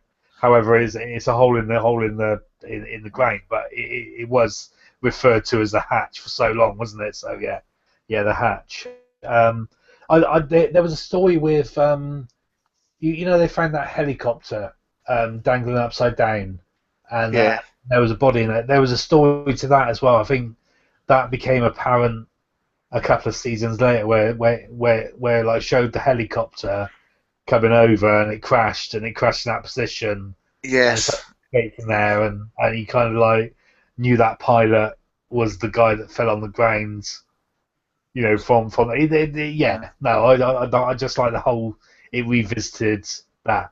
It's like I'm at the moment I'm holding a bottle of Foster's Gold. If I got up and put it down on the side and walked out of the room, somebody could come in and say, "Oh, it's just a bottle of Foster's Gold there." But the backstory is I'm drinking because I'm like filming something with you, and yeah, it's more interesting that way, and that's why I put it down there. That's me talking shit. But you get what I'm saying. yeah. It was just so good. It was so good. I mean, I listen. I don't know if you've done this as well, but I think it was Sky One that was on, and Ian Lee, the comedian who was on the 11 o'clock show, he did a podcast every week on it, and eventually turned into a video cast. It was Right? Ian Lee and these two other guys. And I used to listen to that. I would watch Lost and then I would listen to the podcast Yeah. religiously every week. I mean, it was an absolute obsession with me. Did you? The show. I'm assuming you got up in the morning as well, like 5 o'clock in the morning to watch it. Yeah, because the last ever episode was on. It was on exactly the same. It was on concurrently with the Right. American show, Yeah. so and that's I think the first time they'd ever done that for the last episode. Yeah. And I sat up to 5, 6 in the morning, whatever it was, to watch it. Yeah. Yeah, 'cause I didn't want to wake up to spoilers. No, no, right, exactly, because you go on Facebook to check the weather, Oh my god! It's like you read it and it's like, no, don't want to see that. Don't want to see that. There's, there's so many hidden extras and Easter eggs in this program. There's everything, almost everything in the program's got some sort of meaning behind it. Yeah, yeah, completely. Yeah. Um, I, I think if you asked me this question, I wouldn't remember, but I'm going to ask you: do you remember the numbers? The numbers for The Hurley's lottery numbers that were important throughout the numbers were a mystery in themselves, weren't they? You know, yeah, that was numbers for the hatch, wasn't it? yeah, but it's also the numbers that appeared everywhere. It was the numbers that the character Hurley was a lottery winner. Yeah, it was 4, 8, 15, 16, 23, and 42. We all remembered, and I'm sure you didn't check that at all. Hold on, John. Right. Anyway, this is his trivia. All right. Spoiler. I've just shown John my phone with the numbers on it, so yes, Yeah. no, I didn't remember it. But 4, 8, 15, 16, 23, 42, all added together equal 108. The total of minutes left to enter those very numbers into the computer each time, and the number of days that the castaways spent on the island before the Oceanic Six were rescued. and you have not just remembered that. No, I just not. Yeah, no. Professionalism to the end. Um, do, do, do, do. Right, originally Kate was supposed to have been a 30-something businesswoman whose husband had died in a crash. When Jack died in the original script, Kate would have become the leader of the group. Oh, okay. Um, I did think Jack was losing the plot a little bit at one point. I did think that was the time for him to go. And again, pretty much similar to my next show as well. You know, with the main lead kind of. yeah, so Jack's the main character, but Yeah, I don't think they would ever have called him off. Much like I know what you're saying in this program, you sometimes think this guy will get written off, I but I don't think he ever will. yeah. Let's talk about that in a sec. Final one here. This is going to be hard to say. Addy Whaley, Akinyu, Agbidge. The black guy, yeah. Yeah, the guy that played Echo, Mr. Echo. He asked to be written out of the show. That's why he left. Oh, did he really? Yeah. Also wasn't enjoying the experience. Ah, interesting. Yeah. I wonder, Okay, so sorry? I wonder why. He probably thought it was a load of nonsense. Yeah, he probably read the last episode script. He Yeah. was like, no, no, no, I'm not having No, not being part of that at all. it. The actress that played, this is not trivia, this is just off the top of my head. The actress that played Juliet also was what Yeah, interestingly, I mean Stella Leon was in V, yeah. and she was also what was the other thing she was in last year? Oh, she was in something else last year as the main character. The one where all the lights, all the power goes off. Oh yeah. Yeah, Yeah. That. Oh, that's it called again. oh no. I watched the first episode of that and thought it was crap. Anyway, Uh, she was in that, yeah. um, and yeah, I think that's all I've got to say in Lost because I'm sure we've covered it some more in my episode. Yeah. So pick number 7 again was Lost. yeah, brilliant. And you've got one more choice, and people may have already picked up at some of the hints earlier, but tell people who your last choice is anyway. Well, my last choice is a series called The Walking Dead. It's No, basically a sequel to The Walking Dead. Uh, it's The Walking Dead. yeah, My last pick is The Walking Dead. just because you sent me your choices on Facebook earlier and forgot the W, Yeah, I did. or you put a W somewhere else anyway. The Walking Dead. So I put W instead of a V, but The Walking Dead. Yeah, The Yeah. Walking Dead. I'm just checking. So this is actually, interestingly, or not so interestingly, I don't know, but only one of your choices that is still currently running. That is Still, interesting. yeah. Do you know what? It's not that interesting because it's the only thing that I watch. Um, you know, it really is. Same here. Do you know what? Telelight again. There's some honourable mentions coming up, but yeah, it's no, it's the only thing that I kind of like watch. Yeah, I would say the same probably. Apart from the only series TV program that I watch that is. Anyway, Yeah, Walking yeah. Dead. Why do you like it so much? Fantastic storylines, fantastic characters, based around zombies, based around horror. Great acting, great studio sets. Um, shockability factor. You know, like we were mentioning about. Um, we were actually talking about the main character in Walking Dead, Rick. Yeah, You know, I would not be surprised if he did get banged off, if he did get knocked off, and somebody else took his mantle. So, there's so many possibilities. It's like with Lost. It's like with Doctor Who and sort of there's so many characters. Actually, not Doctor Who. What am I talking about? There's so many characters. Sorry, Star Trek. That's what I meant to say. There's so many characters that if you get fed up with one, yeah, then you just concentrate on the other one, or you concentrate on the other one. There's so many great characters on there. yeah, Um, the only issue I have got with The Walking Dead is that um, they put a lot of a lot of filler episodes yeah. when they were walking towards what's that place called? Or the or in this series or Yeah, last series, it was the one with all the cannibals. It was I can't remember what it's called. I can't remember. Is that the one with all the cannibals in it? yeah, Yeah, they're basically walking towards a safe haven. the Sanctuary or something. I can't remember. Yeah, something like that was there. Um, and basically there was a lot of episodes that were not up to scratch at all. And then of course they get to the Sanctuary or whatever it was called, and it all kicks off again, and it's great again. But Yeah. the, Um, the John, the Walking Dead is just class. It's just brilliant. I love it. There's so many good episodes. yeah. There's so many standout episodes, and there's so many okay episodes. I've not watched a bad episode yet. I would agree. I've not watched a bad episode, but I would agree in the fact that there is a lot of fillers, Yeah, especially in the last couple of series. I remember saying to my wife, who watches it with me as well, it's one program we watch together.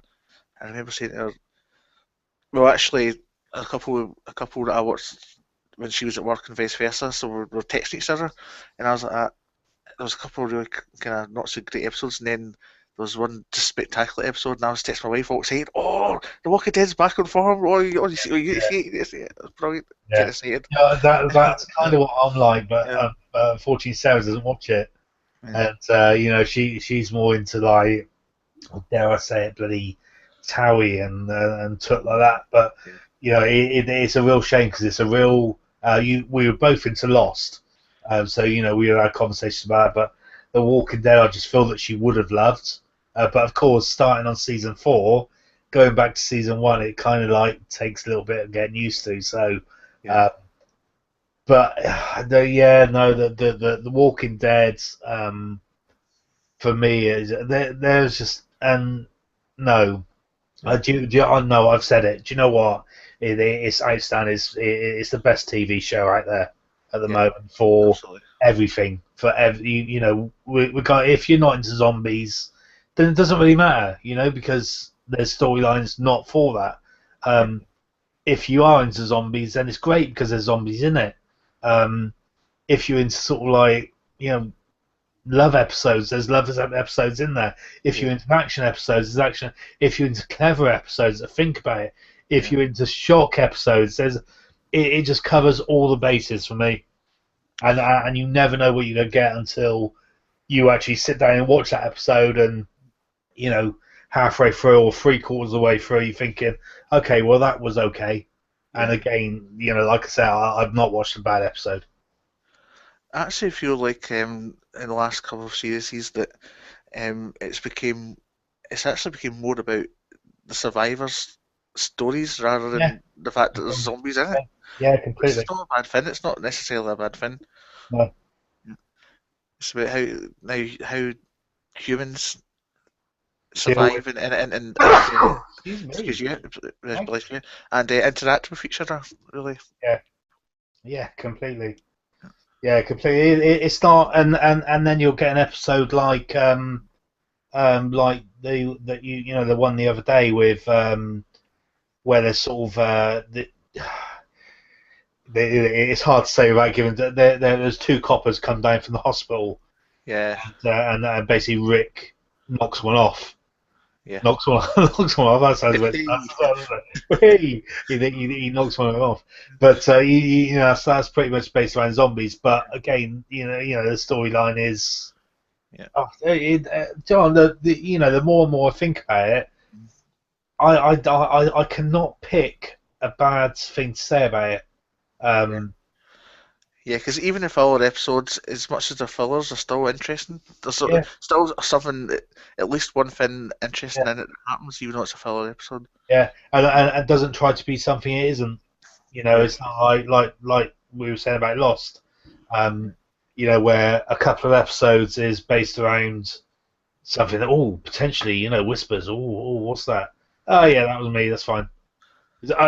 Oh, all right, no worries. It's basically an empty episode, but it's yeah, an interesting empty episode. So yeah. yeah, Yeah. I like the fact as well that they're not scared to kill off a main character. no, the firefight. Well, Yeah. this is uh, what was his name? Rick's copper mate. Oh yeah. God. Shane. Shane. He Yeah. was supposed to die in the first couple of episodes. In the comic, Yeah. he dies in the first couple of episodes. So they've kind of spiced it up a little bit, kind of changed it around. Um, but yeah, no, they're not afraid to kill off or they're not afraid for the shock factor either as well. It's like the baby. Yeah. Um, Rick's baby. It's like Yeah. that for me was very sort of like harrowing, if that's the right words. It's quite shit, shit. Yeah. He obviously didn't handle that very well, obviously. But yeah, so good, so good. Yeah. I like the fact that even though it's loosely based around the same storyline as the comics, they're not afraid to change it from the comics, so that Yeah, it keeps it fresh for if somebody's read all the comics, they might think, well, I don't want to watch the TV program, but they have to because there's a lot of differences. yeah, no, that's it. That's it. So yeah, Walking Dead. It's currently on a mid-season break, isn't it? It's the fifth Yeah, series. yeah, it's back in February, so counting the minutes to that. Yeah, Um, yeah, it's one of those things that you look forward to. I really really am looking forward to it coming back. So I think if one of your questions is going to be um, best episode, um, I would hazard a guess that this would be up there for you as well. hmm And that's another mid-season break. It was season 3, episode 13. I think it was episode 13. I think it was season 3. An episode called Pretty Much Dead Already. you might have to refresh my memories. It was they were in the farm. Is Um, this? Oh right, is this the one with the daughter? The that's the one. Mate, Rick's I daughter? was led in bed Yeah, and I yeah, watched that, and it was like, oh my god. yeah, Basically, for like 13 episodes, they've been yeah, doing one thing, and all the time it's been under their nose. It's yeah. like that is just stunning, and the cinematography, singer. That's not the right word. Cinematography or something. Is that, I Uh, don't even, yeah, the actual like visuals of how they done it, and it was just brilliant, and the music behind it, and the whole look on people's face, the whole disbelief, and the whole horror, and you yeah, just tell what they were thinking, and what they were thinking was nothing. They yeah, were thinking, yeah. oh my god, I give up.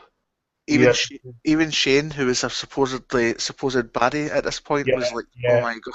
yeah, You know, yeah, completely, completely. yeah, just stunning, John. And you know that kind of sums up The Walking Dead for me. Brilliant story, brilliant story. Um, what was I going to say? Storytelling. That's Yeah, brilliant storytelling. yeah, yeah, completely. And That that that's producer and director. yeah, You know to get this, it just got everything right. Just yeah, got everything right. Timing, the timing of that track coming on. I'm big into sort of like soundtracks in the background, and it's like yeah. just the whole like it goes dead for seconds, The and then only oh, it's brilliant. Yeah, it's brilliant. Yeah, I remember. I mean, I love that episode. It's probably not actually my favorite episode, but it's up there. But the only thing the reaction I had to that was very similar to the reaction I had during Red Dead Redemption, the game, when uh, when that storyline came to a conclusion. Yeah, Do you know I've not I've played it. mm, I certainly haven't completed it. So yeah. um, I yeah, was, yeah, but it's like one of those shocking moments. yeah, Yeah. Okay, so yeah, we'll talk some more about this in my episode yeah. We as will do. well. Yeah. Yeah, we will do. We've Okay. rattled on too much, haven't we? Yeah, we'll get some just a couple bits of trivia here on this. Right. During an interview, Robert Kirkman claimed Norman Reedus, who plays Darrow, originally auditioned for the part of Merrill Dixon, who's his brother in the program. Okay. He was rejected, but his audition so intrigued the showrunners that they created the part of Darrow just for him. Oh wow. Okay. Because of course those two are not in the comics.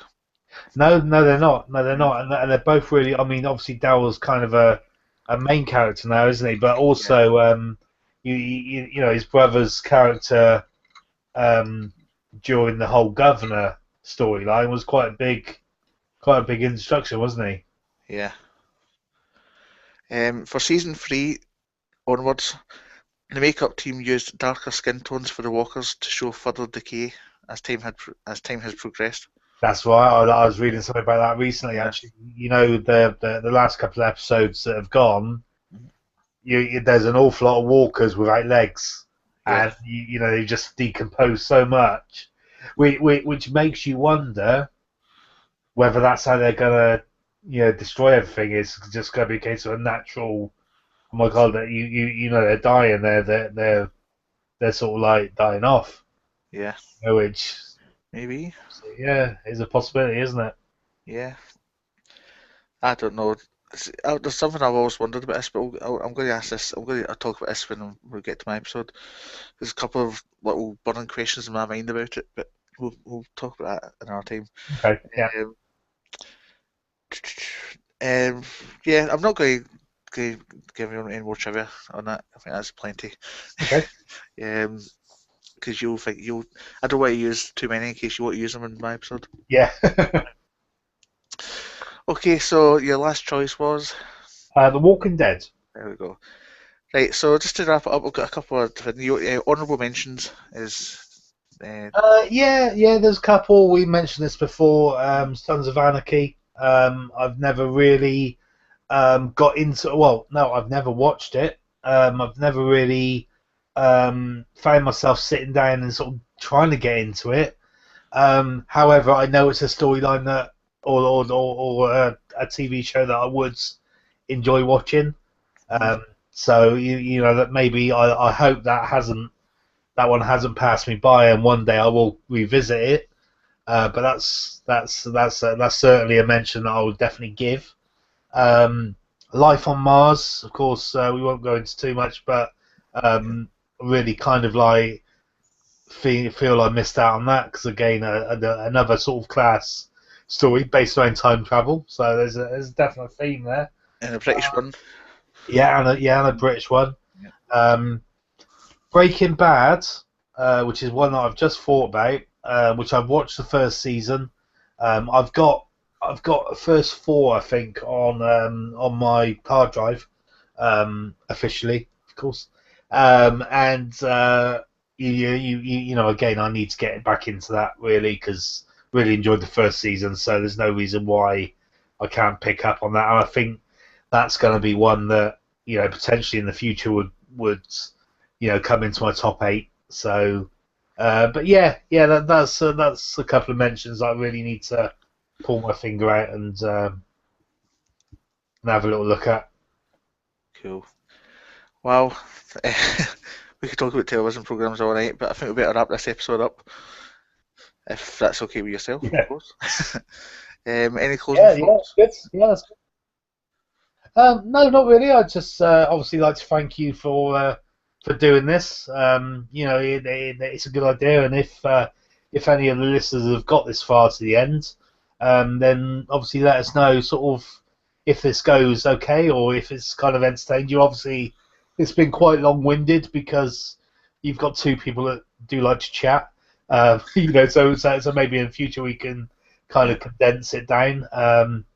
But yeah, no, yeah. So pretty much. I mean, everybody, thank you for watching.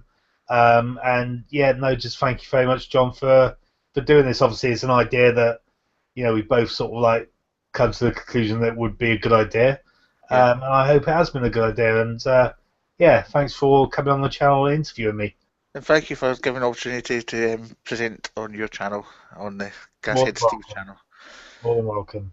And again, just to let everybody know, again, if you reach this far, um, John's Desert Island TV shows will be uploaded pretty similar time as this one. So please go and check him out. The link obviously will be in the description. JL76 Gaming. Um, and yeah, hope you all enjoyed it. Bye bye. Bye.